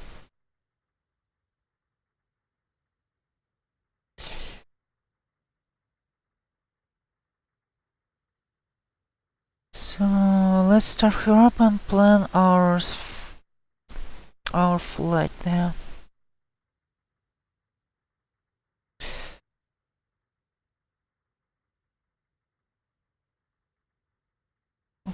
Okay. Power alternator field. Boost pump on. Throttle closed. Mixture full.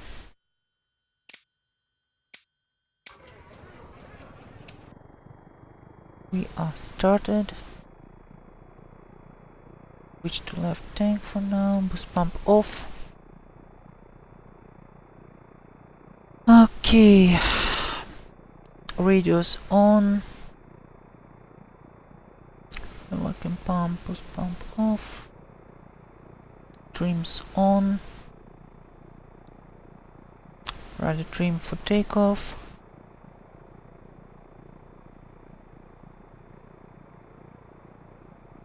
And let's program in our flight plan. Menu. Limit. Major November Hotel.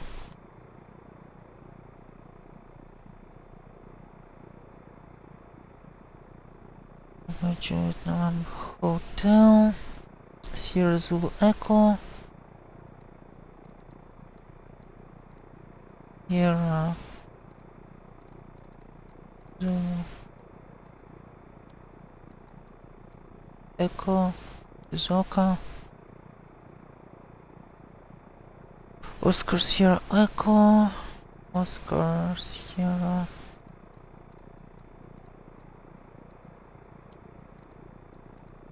Echo. Hiroshima.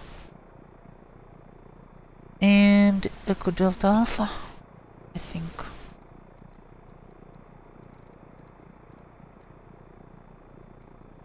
Echo. Hold on. Delta Alpha. No, not really.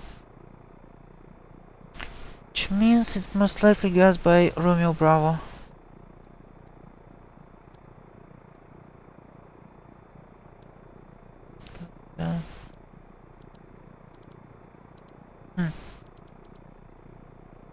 Interesting. Nothing here.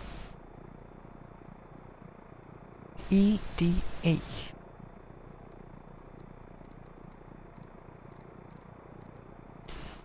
EDA.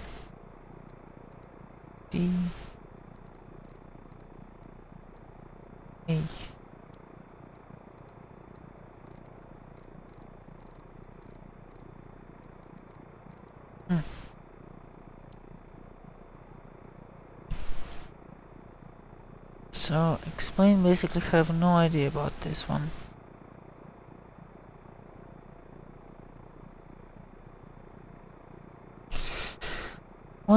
What's the closest thing to this?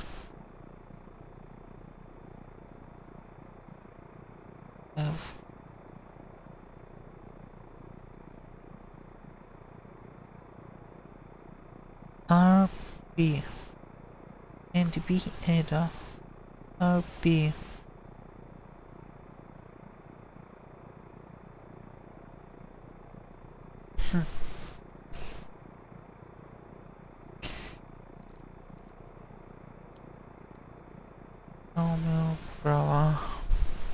Canada, Israel, Sweden, Israel, France.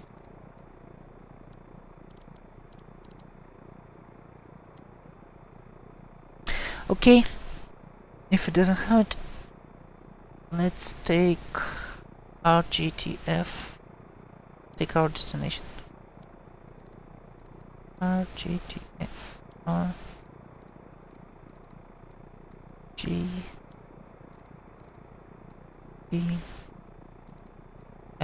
shuffle. And may activate link, plan off. Okay, we got our flight plan programmed in. Taking off with direct departure.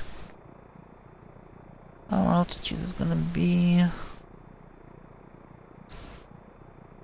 Let's start with 5,000 because I really don't want to ice out before I'll climb to the cruise altitude.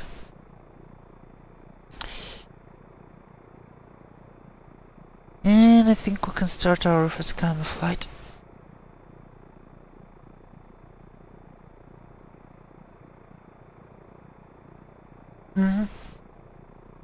Great.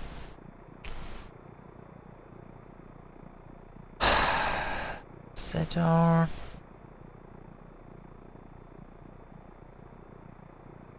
conditions. Departure 2982. This is correct. 2982. And let's begin our taxi.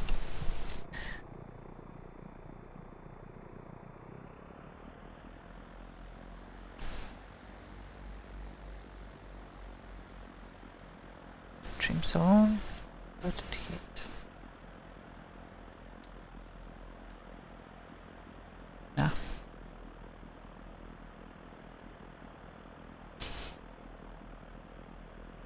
Okay, then 1000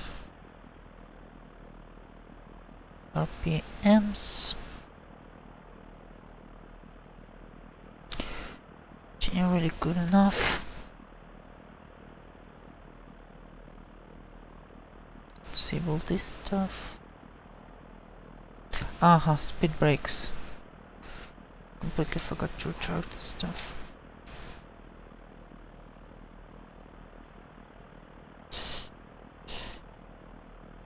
Yeah, Mooney is fast enough to have the speed brakes and to the pilot to actually use them.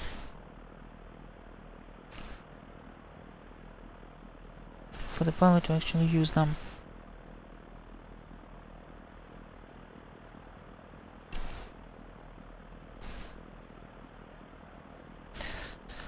Okay, welcome to the runway. Course 0901.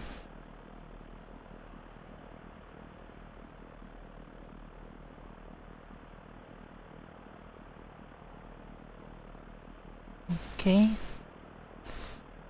Takeoff course is gonna be approximately the same. Trims set, flaps set.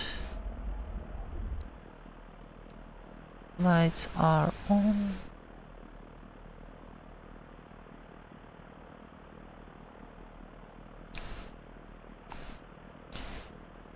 Everything else is correct.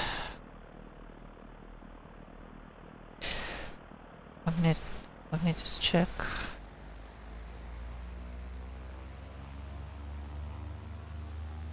$2,000 RPMs. Drop 30. Drop 80, which is good. And I think we're ready for takeoff. I'm sure we are.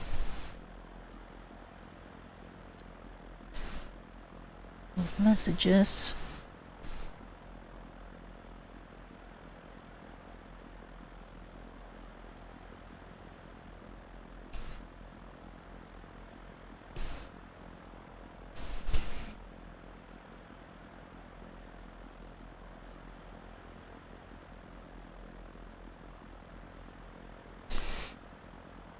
Okay, 10.65 for the reference. 2.65.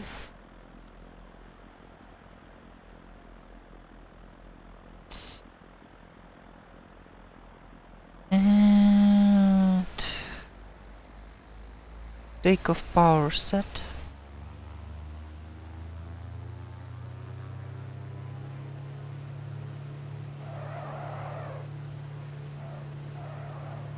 Crosswind. 70 knots. Rotate. Positive rate, barely.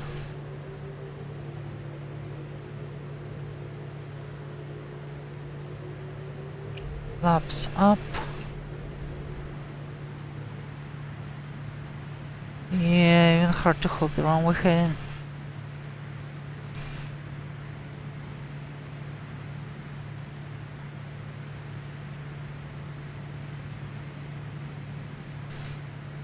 The turn coordinator to approximate 0.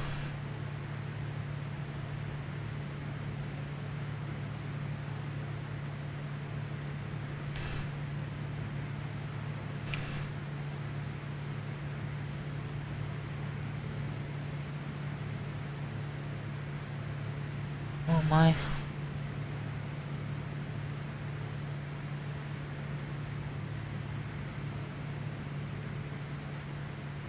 "24 inches for the climb."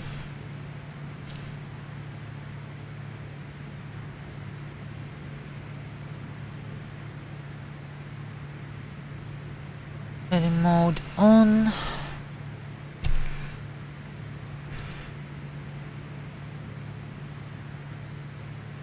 "700 feet per minute." Gauge. Arm.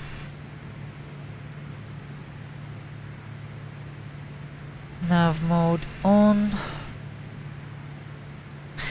And we're climbing.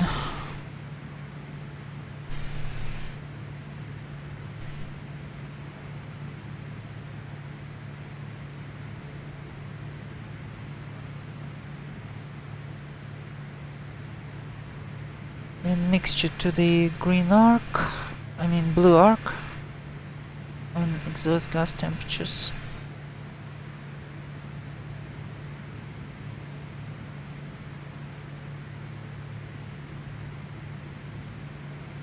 And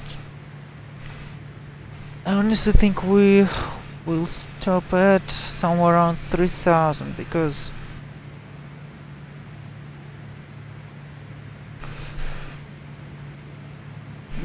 the icing must be really harsh here.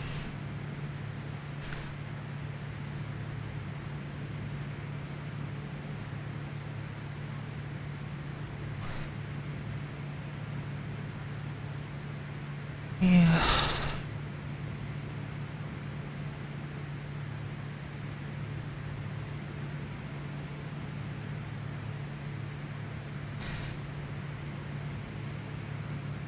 If you're curious why am I taking such a huge detour, this place have, well, beside those restricted airspaces, there is also Mountain Fuji. If we would go just directly to our destination, we would basically, well, for the views, it might be actually good because, well, it would be really cool to fly past the Mountain Fuji, but in this visibility we would barely see anything, and moreover we might it would be actually quite dangerous because elevations are up to 10,000 here, and with just a slight course deviation it would get really dangerous. So I think it's the best to avoid it in this visibility and this weather, and just be on the safe side. fly above the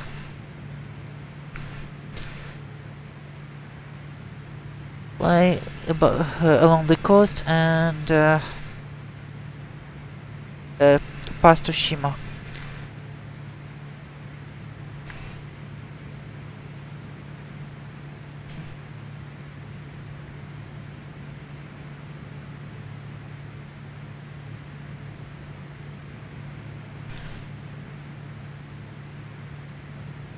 Oh goodness.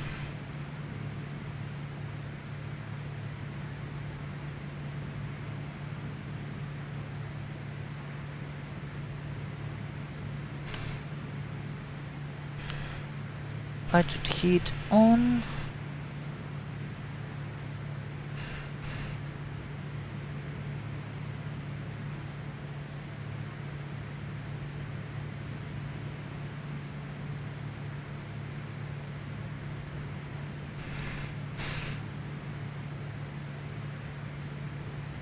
I mean, most of the time I do can see the beautiful world below. Because real weather isn't that bad. The real weather isn't that bad in general, but I'd say that I just take I just take it as an additional challenge, and well.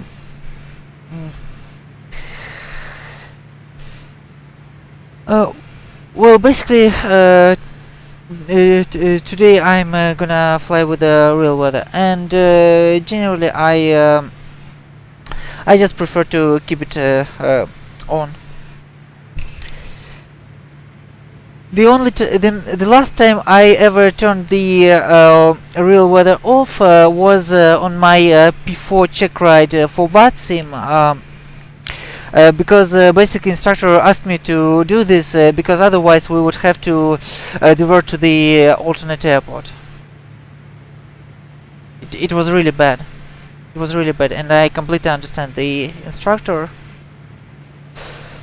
But no, I prefer to keep the real weather on.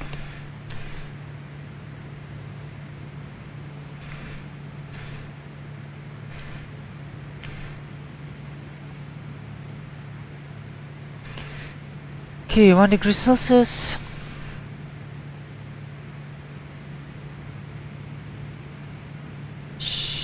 We should be good for now.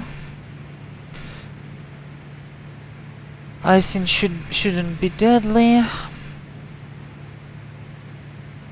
Let's set our manifold pressure to 20 inches.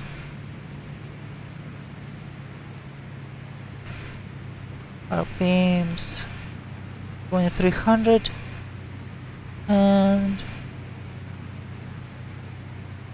in the mixture.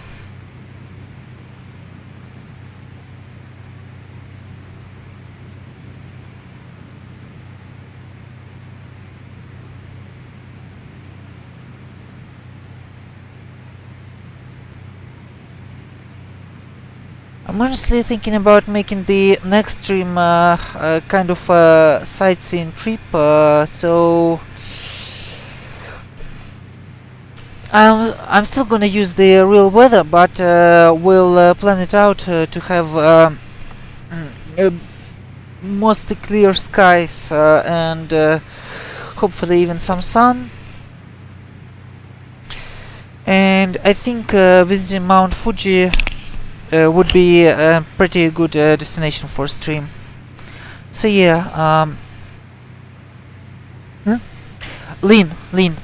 For first economy, I always run lean of peak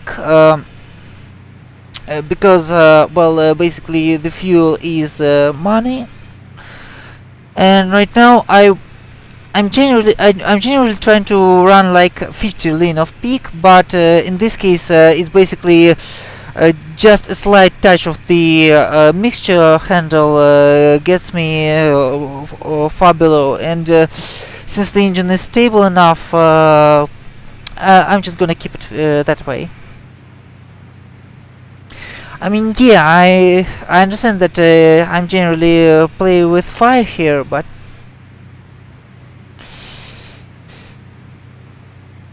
if it can save us some money, why not? Yeah, mouse wheel for the lean of mouse wheel for the handle is it's even worse. It's even less precise because one rotation click it gives me like I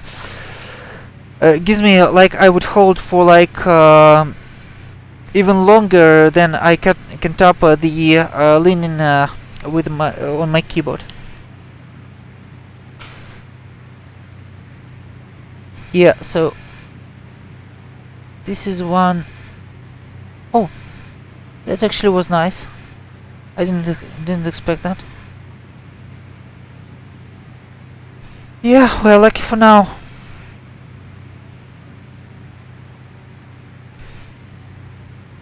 Yeah, thank you, also. It was actually really useful to try it out.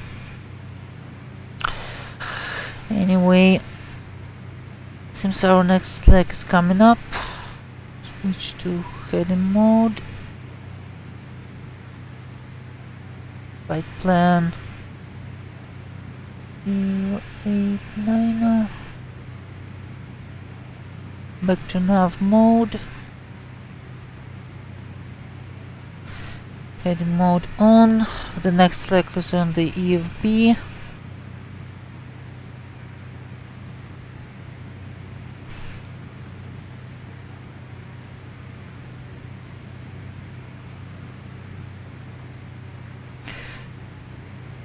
Yeah, this weather is something else. I really didn't think that it's gonna be that bad, because by the forecast it was broken. Was broken at 300. But it turned out to be worse.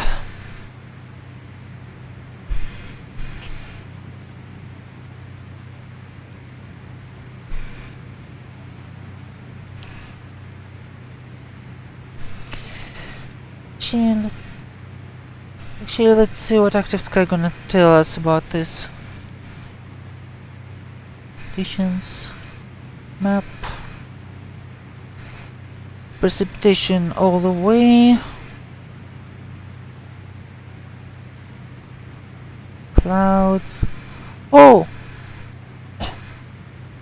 actually, shouldn't be too bad. Oh my, no, it is gonna be bad.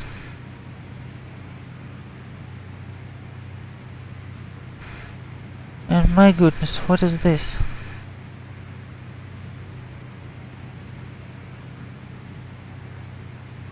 Yeah, looks like some kind of glitch.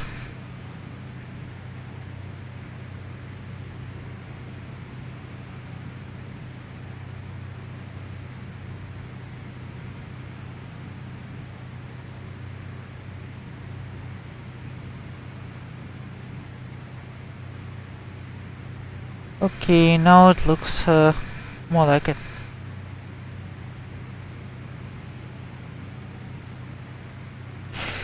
Yeah, it should be a bit better in terms of clouds. Oh, congrats, Major Kong. And I doubled the Zosa's question. What are the specs gonna be?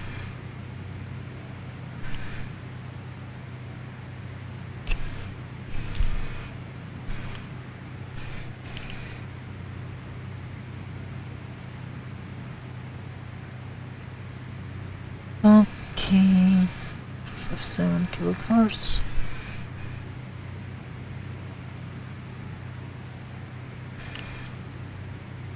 E57.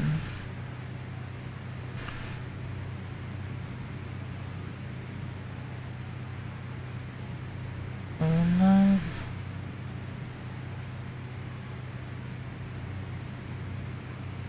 57 kilohertz.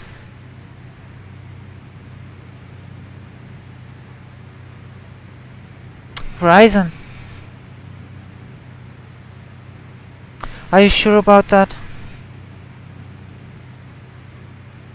Because I really heard really bad things about how explain gas and generally how flight sims go with AMD CPUs.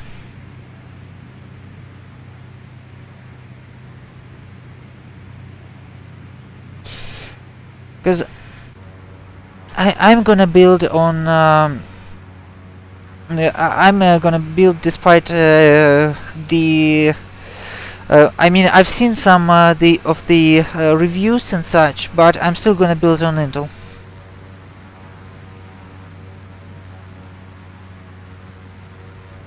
Oh, nice Magicon.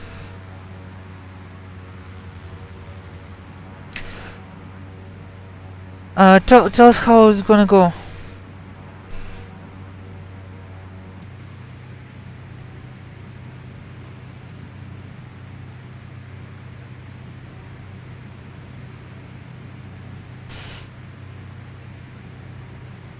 Yeah.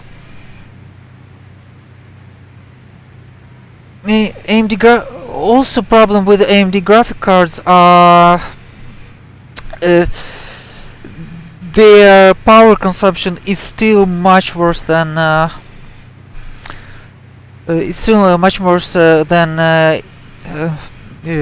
Nvidia. So I mean, you would need to get a much more powerful PSU, and it will cost you more in electrical bills if you would go with the Radeon card. So yeah, 2080 Ti is actually really great really great for its power consumption. And basically future-proof, so good for you, Magicon. Really good for you.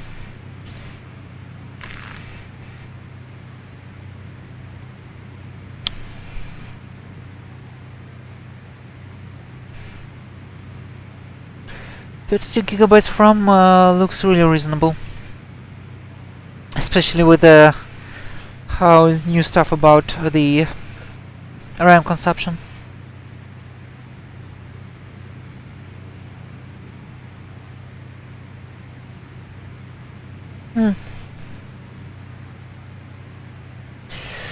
For future proofing, I think I would go with the top i7.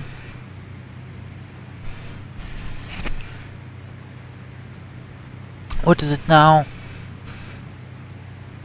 770 or something? Hold on. East of 7.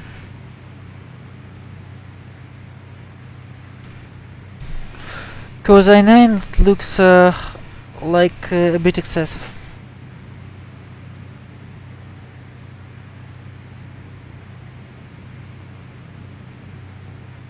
Sky Lake, Coffee Lake.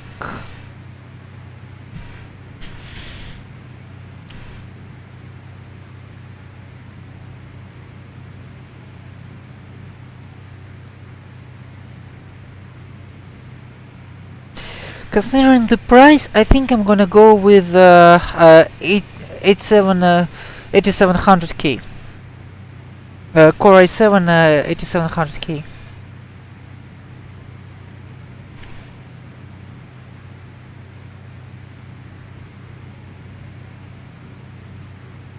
Yeah, it's 8th gen kitten. Coffee Lake architecture.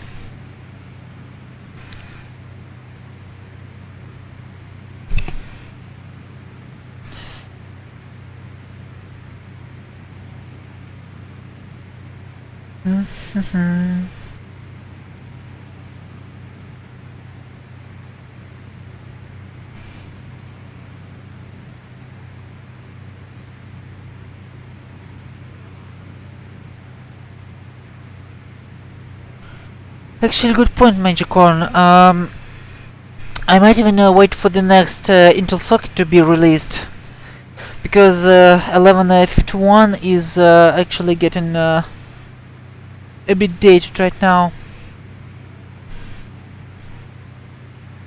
I mean, it's a great socket, but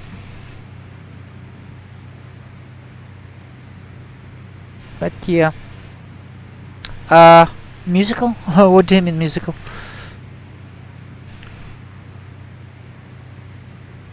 I know the current one is 1151.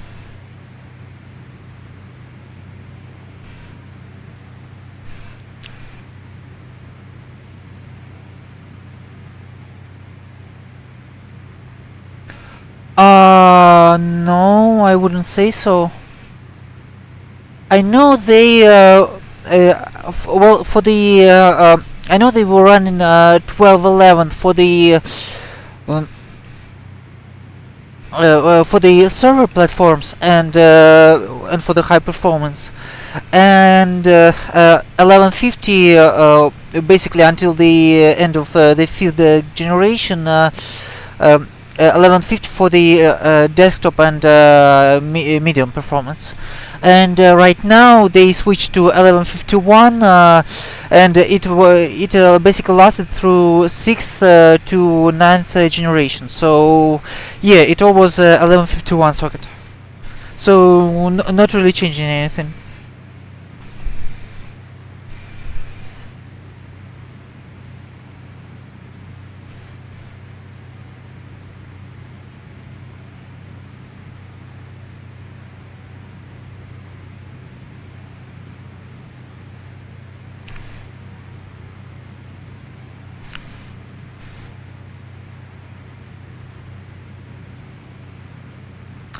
Hi Archie Bradley, welcome to the stream.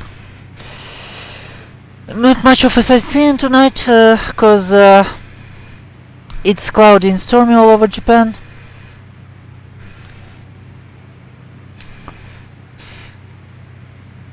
It's gonna wait for the next time, whenever it's gonna be.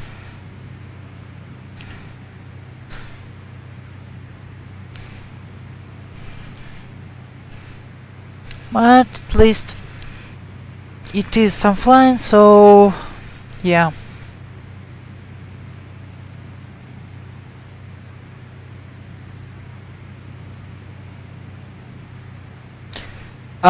What do you mean, Archie Bradley? What kind of real weather and what sim are you using?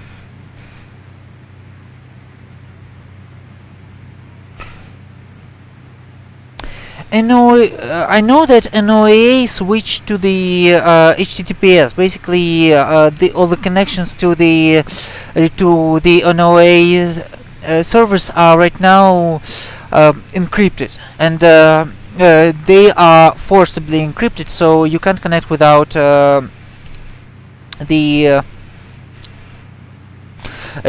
you can't connect without the browser which support the encrypted connection. So yeah, this is one of the points, one of the big points in Explain 1132 update. They are basically switching now to their own servers. They are using their own servers as a proxy to download the weather from the NOAA servers, then to let Explain download weather from Laminar research servers. Okay, let's switch our times here.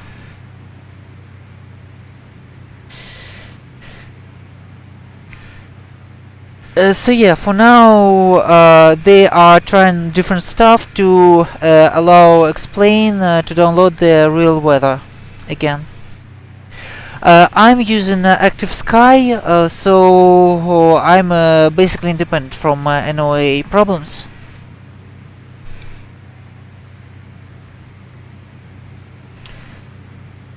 But considering that Explain 11 default weather is actually good enough for the most of the tasks, yeah, it's a shame that it has these problems now.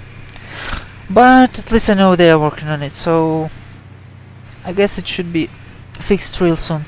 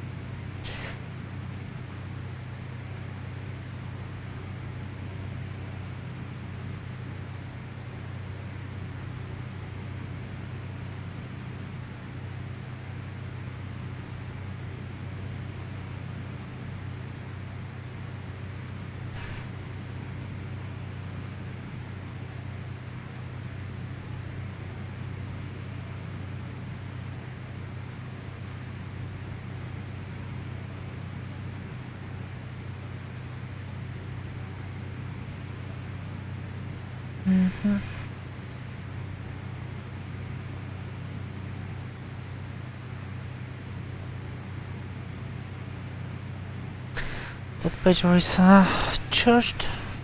Let's keep the volts on the display.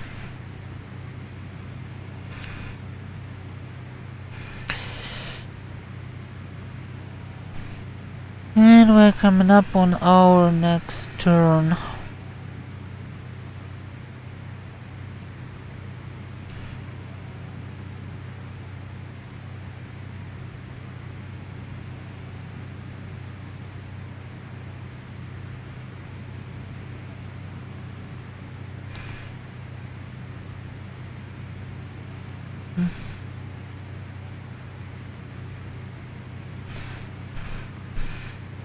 If I'm not indicating it.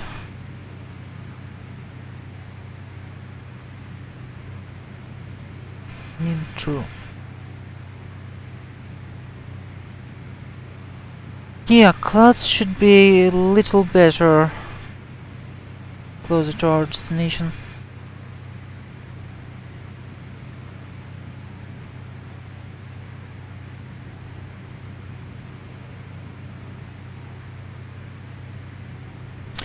A bit less of them.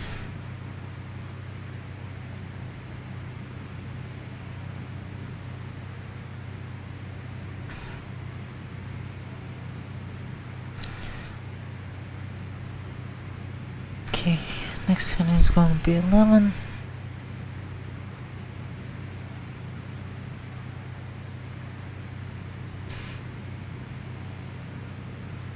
And we're still not receiving our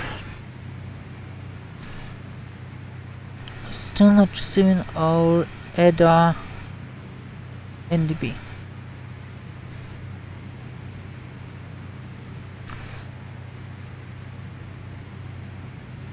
Well, at least we don't have any bad turbulence here. Well, I don't mean the guy known as bad turbulence, but the weather is actually fairly calm here, despite this warning. Although the warning only for the flight levels 340 to 400, 330 to 400, so yeah, we should be clear. We should be clear of that stuff.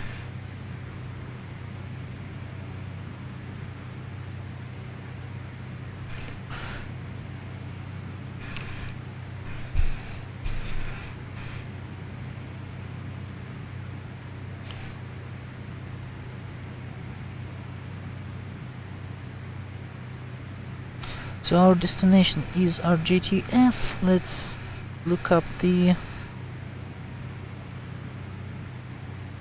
charts for it. Charts.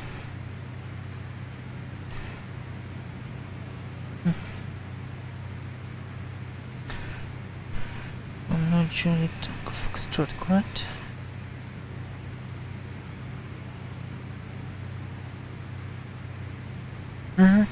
Show for airport. Downloading charts.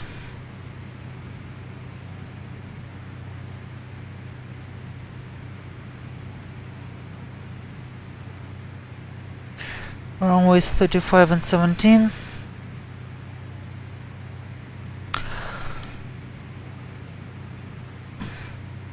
Oh yeah, Magic One. this is active sky.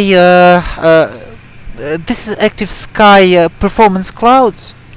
Active sky performance clouds, without using any LUA scripts, without using any Lua scripts, and honestly, they do look gorgeous.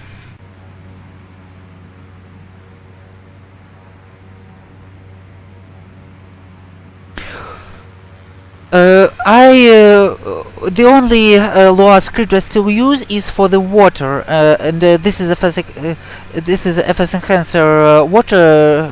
What is it? True water script, and it actually looks great. But the clouds are active sky clouds are the best now, in my opinion. Of course, it's up to what it's up to you, because a lot of people like the X-Vision now.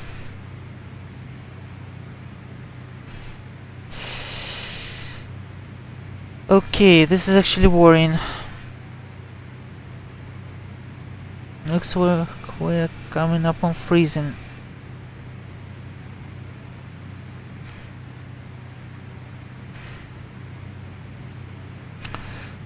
Let's descend to 3000.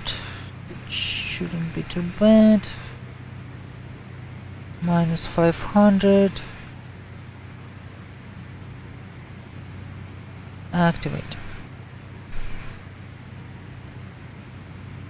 1000 arm.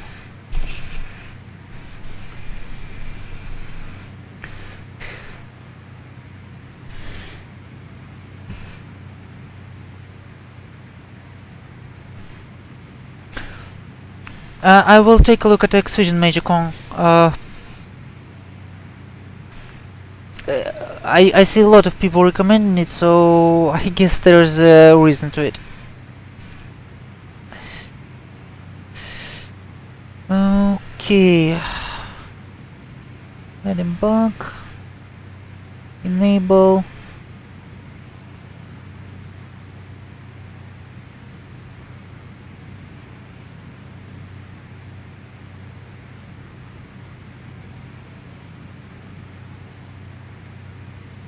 Flight plan 015.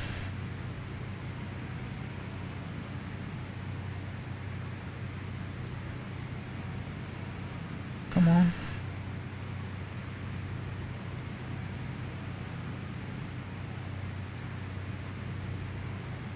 South.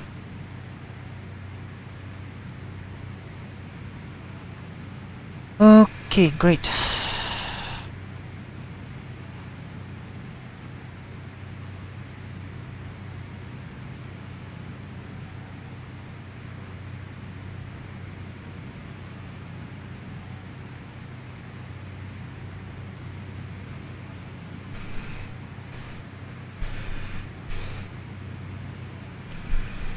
One above freezing. Good.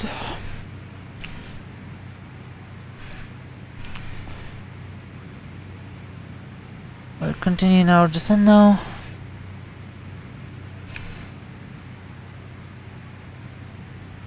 Bit of world saturation. Doesn't get it much better, and I just have a sense that everything pops out a bit more. I wish there would be some solution for explain night that would make it a little more bright. That won't include reshade, because I tried reshade numerous times, but never got it to work. And honestly, the night in Explain is just a bit too dark. Just unrealistically dark.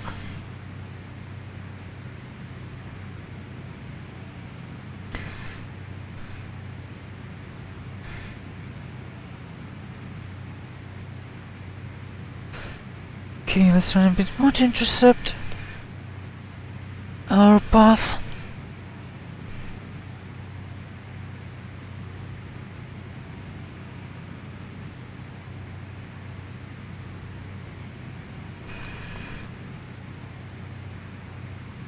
Why am I not picking up the ADF?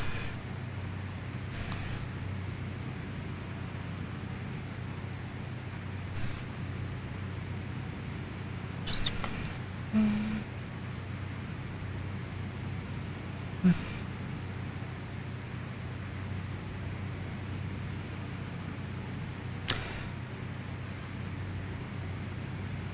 Okay. Shuffle airport. Back to 19 inches of manifold pressure.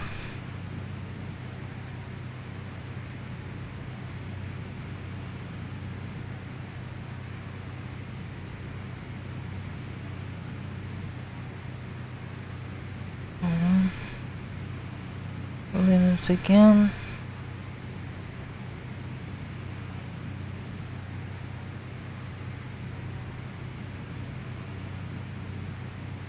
Somewhere around.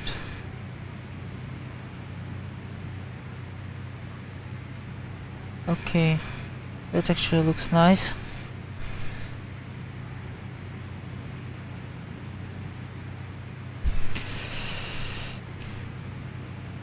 Still heading mode. Back to nav mode.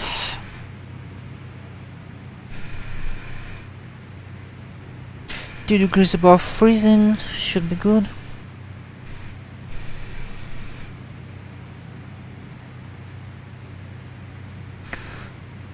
Working on right tank.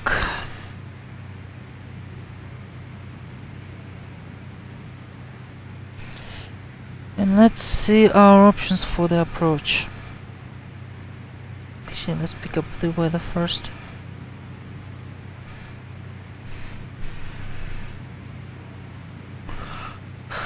Weather is low IFR.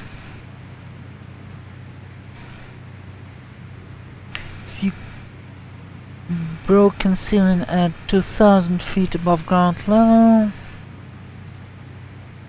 Rain and mist. 1.8 miles visibility. And approach RNF 435. Let's see. Wind 10 degrees. Runway 35 is active.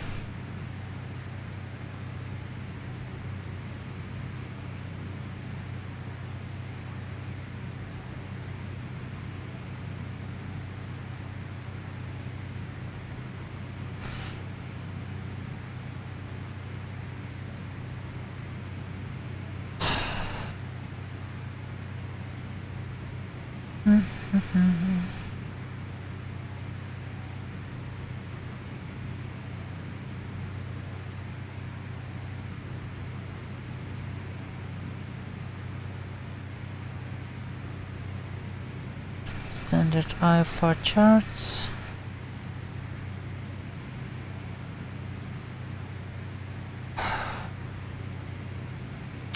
The best instrumental approach we have here is this GPS approach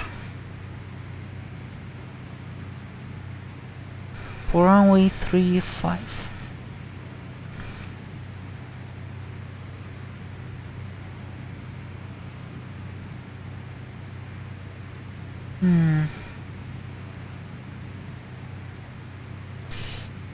Okay, let's see what we can get here. Select approach, enter, enough. Cosco initial approach fix.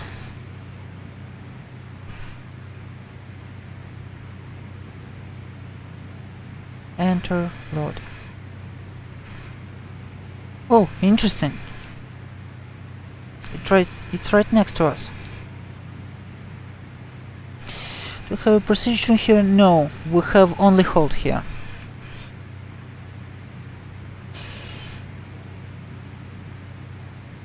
Okay, back to heading mode. Hold on. Don't jump like that. 3000. This is our current altitude, and let's go direct to the plan.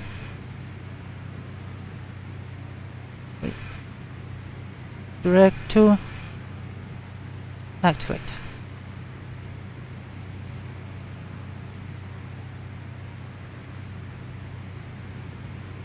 Okay. And we are lagging now.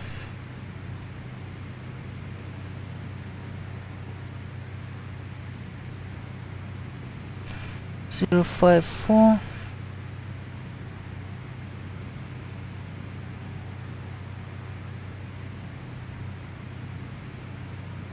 And it's gonna be our... Come on. Why are you lagging now?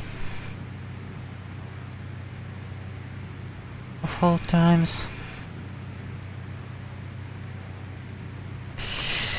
Okay, we're crossing Koska at 3000, then Arena at or above 2000, then drop at 11,100.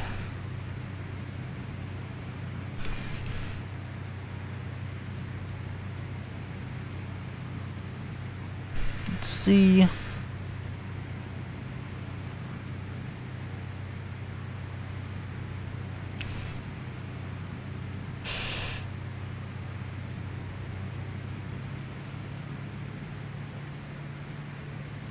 Full mixture, full prop for now. Reduce manifold pressure a bit since we're coming up on approach. Taxi lights, landing lights on.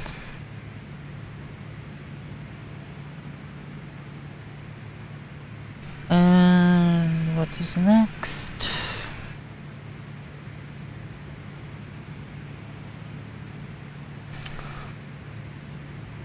Okay, this is our approach. And Haneda Airport as reference 112.0. Sorry, 112.2. 112.2. Switch. Haneda International.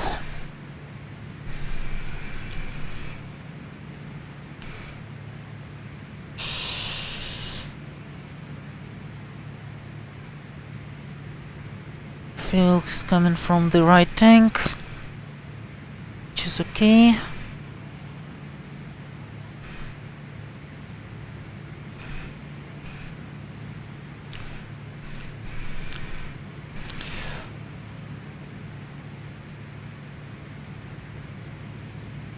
And oops.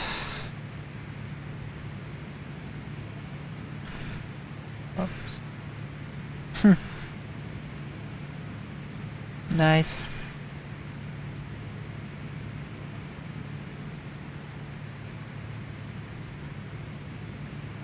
It open above 130 indicated. Well, I'm not opening the window in this weather anyway, so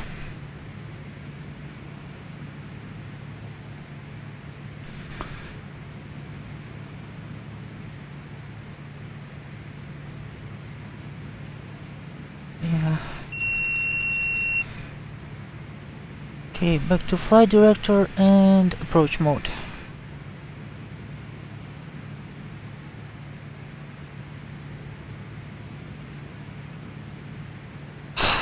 Let's try to follow flight director here.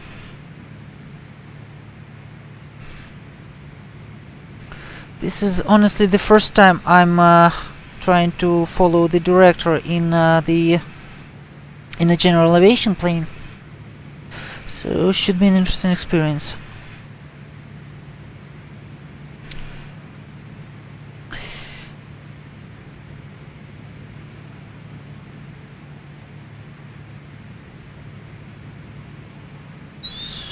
Okay. Arena is gonna be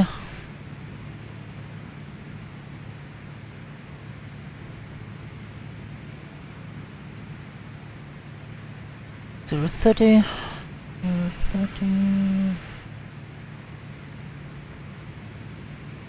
Follow the director and descend into 2000. We are descending to 2000.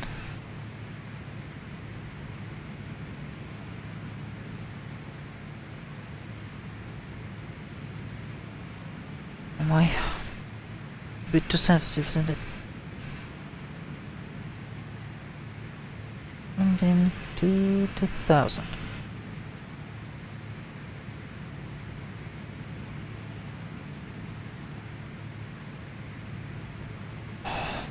Not sure why I'm even doing this.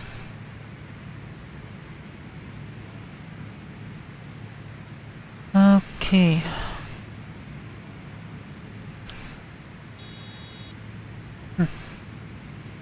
It doesn't like to go slow, does it?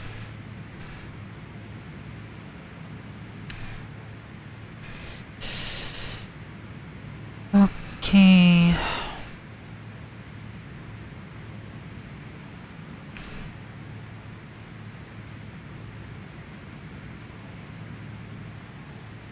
2000, 2000.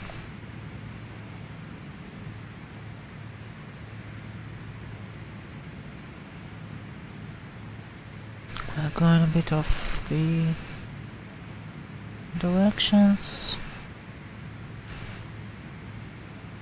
Coming up on 2000.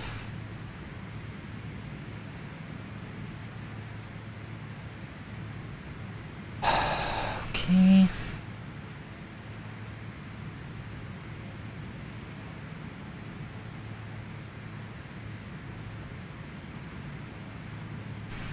Slowing down a very little bit.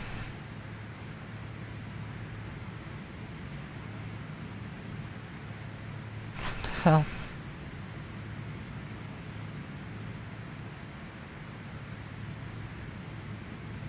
Oh, I see. It's lagging again. Sorry about that. Disable the altitude mode. Oh, hold on. Disable the altitude hold mode. Nope. Stay at 2000 right now.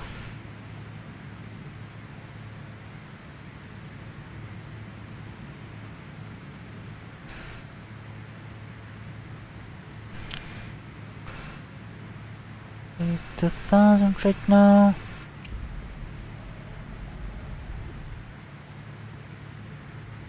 Laps to takeoff position.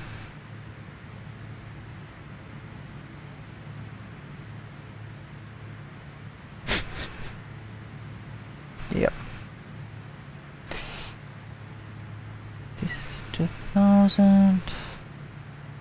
Some additional manifold pressure. Keep the speed up.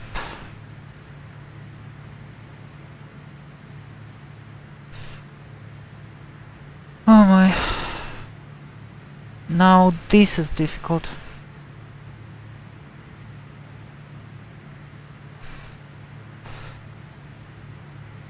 GPS is easy, GPS is easy. Nope. It isn't.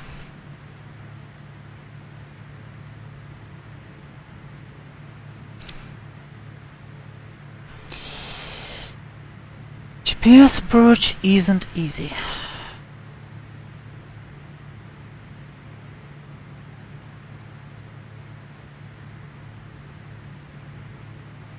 Especially when executed correctly.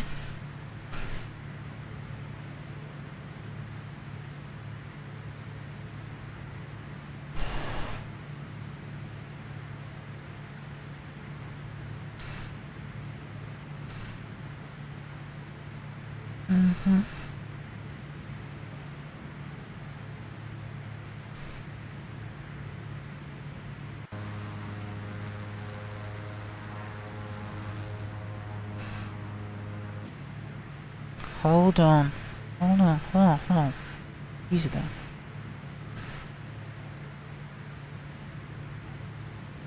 And we have some ground faintly seen through the clouds.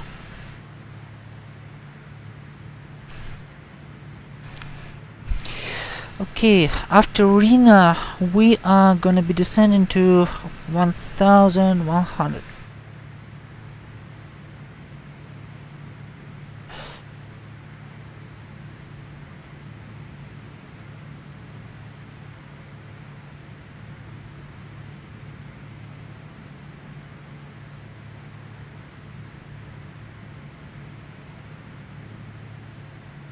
And 353. So next heading. Okay, keep it like that for now.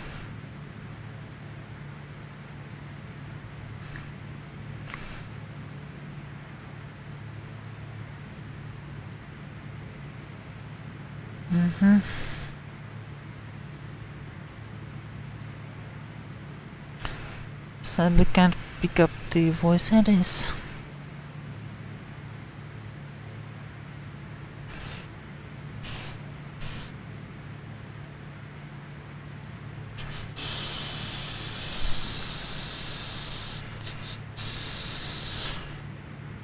This is arena waypoint. They're coming up. Good weather. 2988. Okay. Altimeter is crucial in such a weather.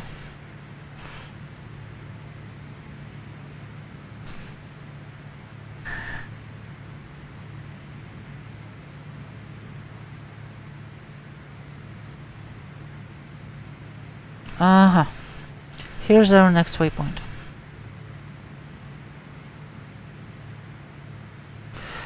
Jump.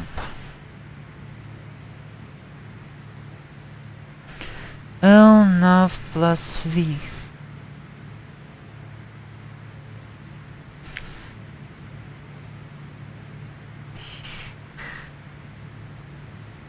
I don't believe this thing can actually do any good with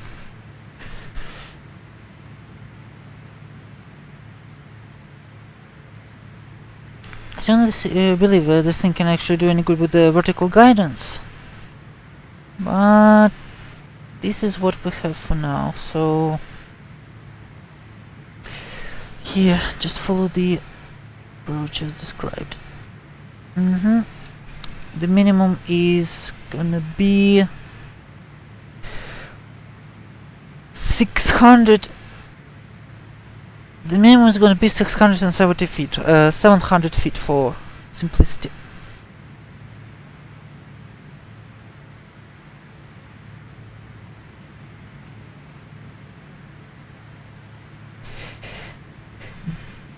Magicon, it was GTA Vice City, GTA San Andreas, and a ton of other games.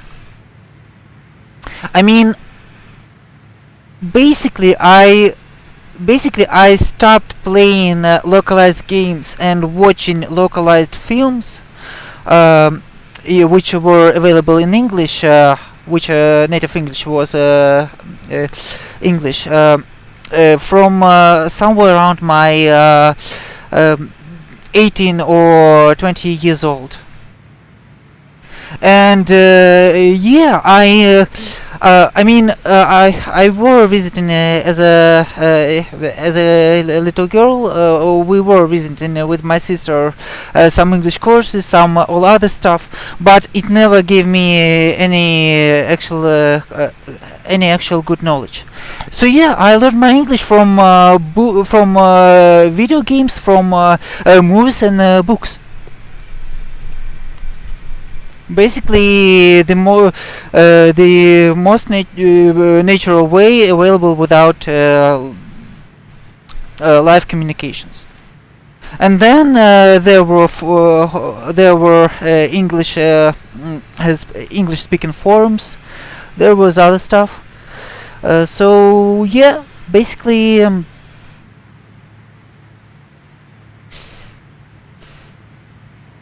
Basically natural learning, reading, watching stuff.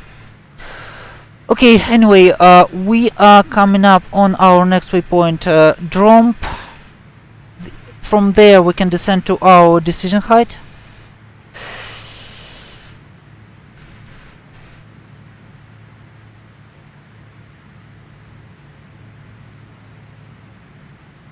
Let's see. Not for a long time, Magicon. Not for a long time, and it was before my.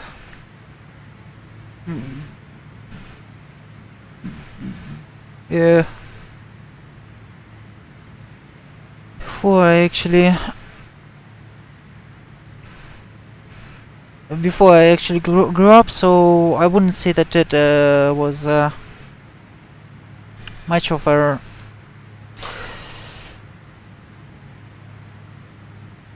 Much of an experience I would remember and could use. So not really. Anyway, let's get our flaps out to full.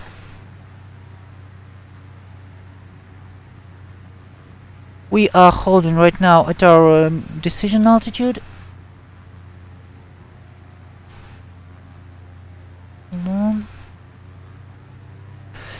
80 knots is gonna be approximately our approach speed.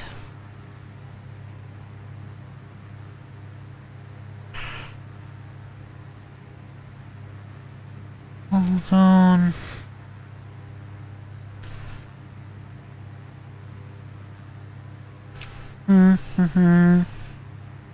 Our final approach course is gonna be 325.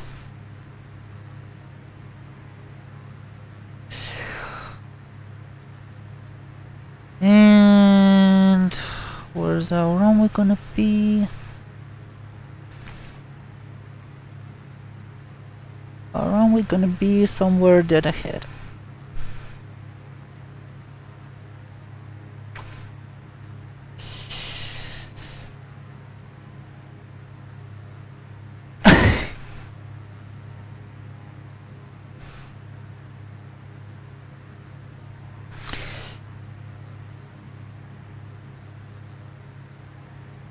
Good one. Okay, we are clear of some kind of skyscraper here. Okay, let's see. And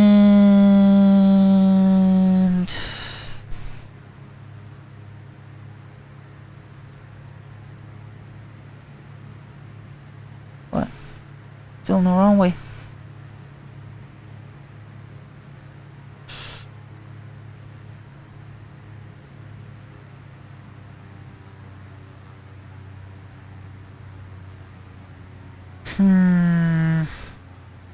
This is really bad. Oh! We actually have our vertical guidance now.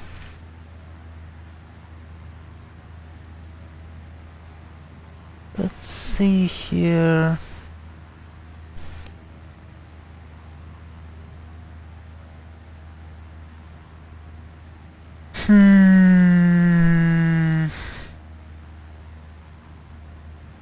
Okay. That's our runway. GG.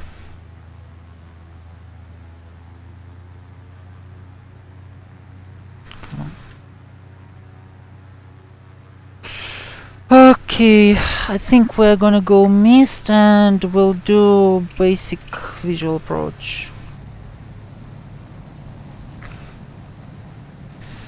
Because this is...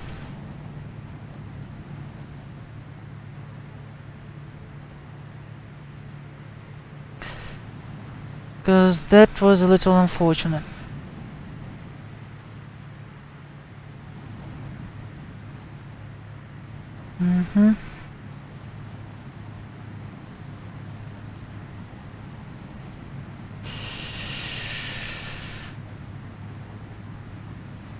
this is Japan for you guys.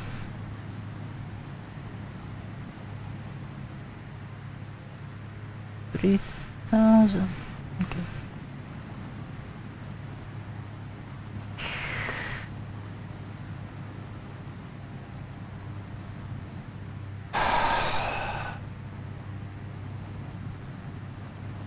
Three, 2, 8.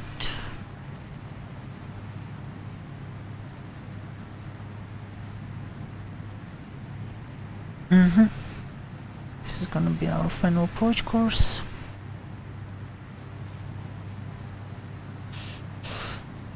And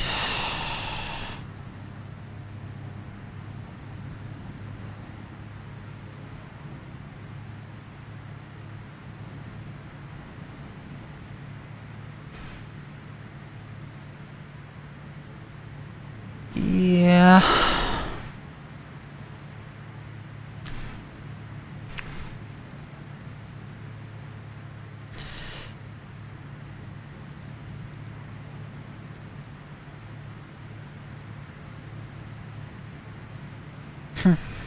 Nope. Didn't allow me to activate the last leg.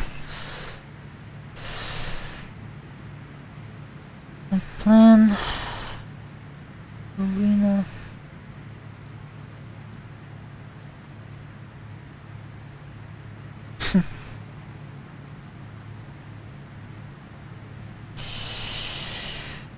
Yeah, let's do it again. Flight plan. Oh, I know. Enter. Flight plan.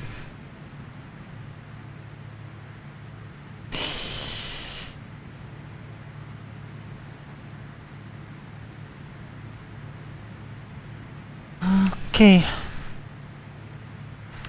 Yeah, this is getting crazy by the minute.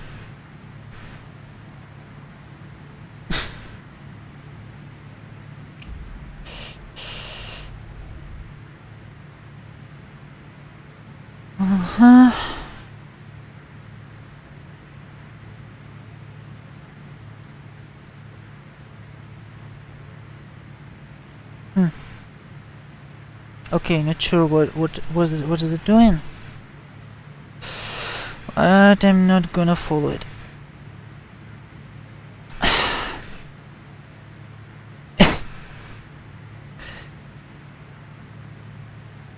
And it's lagging again. I believe that's sort of a weather reload. Oh, it wants me to enter from the other side. Nice. I don't mind. It's safer this way. Either way.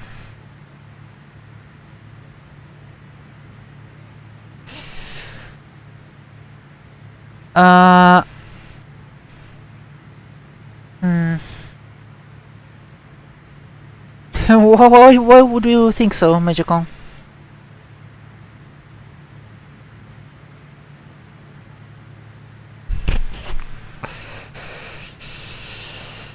Oh god.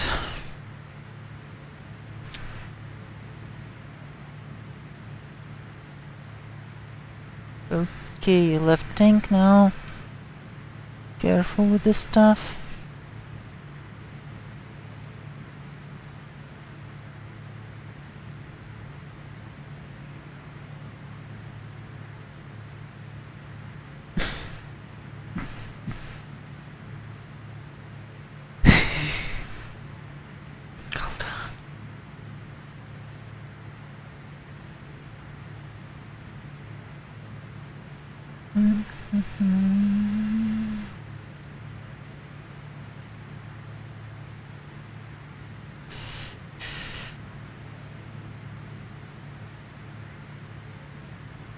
Turn to 3 to 8.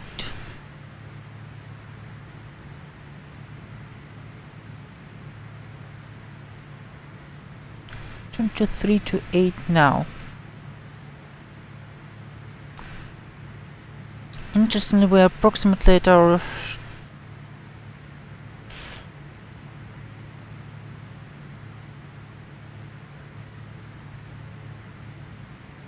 Okay.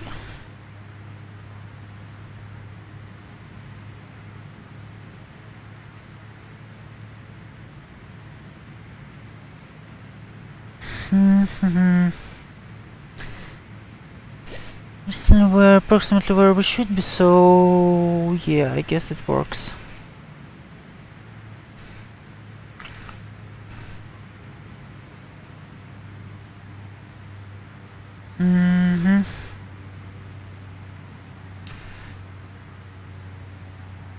Nav plus VNav. Oh my goodness.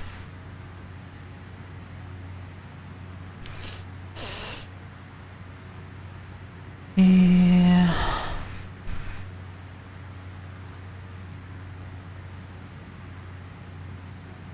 I think we're actually below minimums here. This skyscraper again.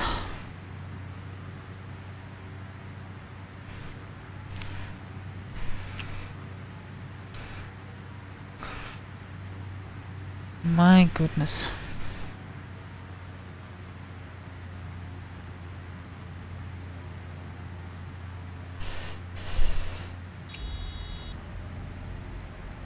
Hold on. Oh my goodness. What's going on? Let's drop our both gear and... Oh, finally! I can't believe it, guys.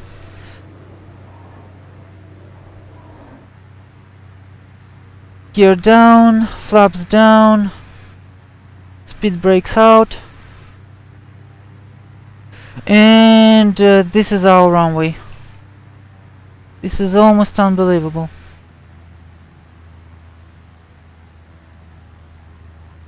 We're in. We're in, guys.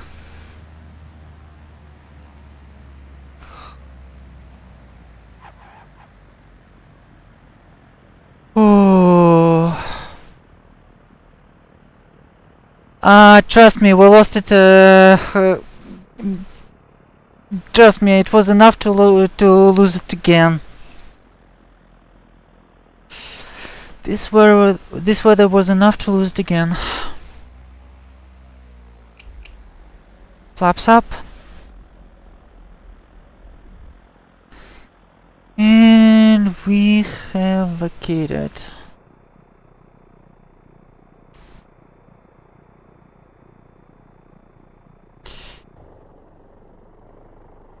Okay, and this is our typical Japanese parkings.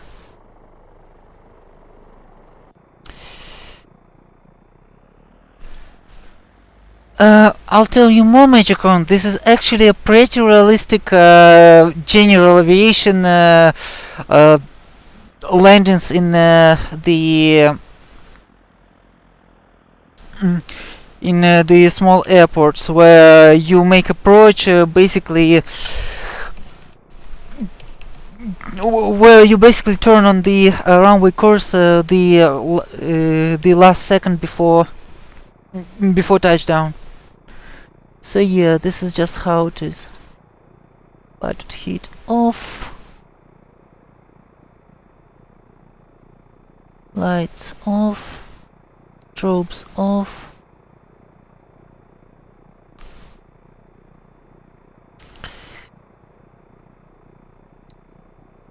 And let's stop it. Field power and ignition. Everything else off. Let the people out. And X economy. I'm honestly not sure if we even made any money on this flight. But at least it was quite an adventure here. Here's our log.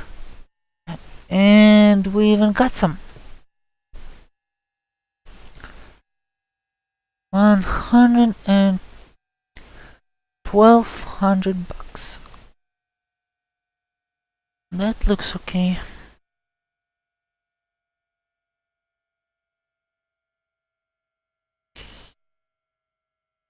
sorry, completely forgot about this stuff. Let's see, what was our landing rate? Minus 241. I'll take it. I mean, we barely landed, so still good. Okay, guys, thank you for flying with me tonight. I hope you enjoyed it. It was quite difficult, although not really scenic. For the next Japanese stream, I actually want to find a good weather time when we would visit Mountain Fuji and some other mountains around it. But I can't promise you that it's gonna be really soon, because I'm gonna have this difficult schedule again. Gonna work another 1 day after. Was gonna be work another 1-2 schedule. My normal schedule is 1 day, full day, 24 hours of work, then 3 days of rest. This is gonna be for 2 weeks, again working 1 day and 2 days of rest, because we're understaffed again. But I will try to squeeze in some streams in this schedule. Oh, hey, DJ Bright Adams. Yes, this is Mooney stabilizer for you. And yeah, I'm not sure how much you have seen, because this is basically the end of the stream. But yeah, I'm glad you at least paid us a visit. So thanks everyone who were with us for this stream, and I hope to see you on the next one. Yeah, Magic Kong, I will. I promise you I will. nice DJ Brett Adams. Nice DJ. And let's pay a visit to someone, if we have anyone streaming right now.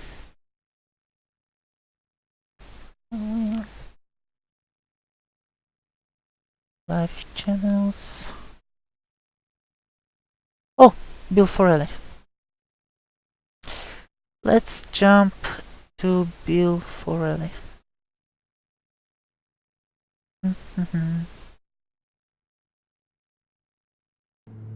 Brahman 041, contact Stockholm approach 120.55. Sorry. Bill Forelli. Post. Your buds.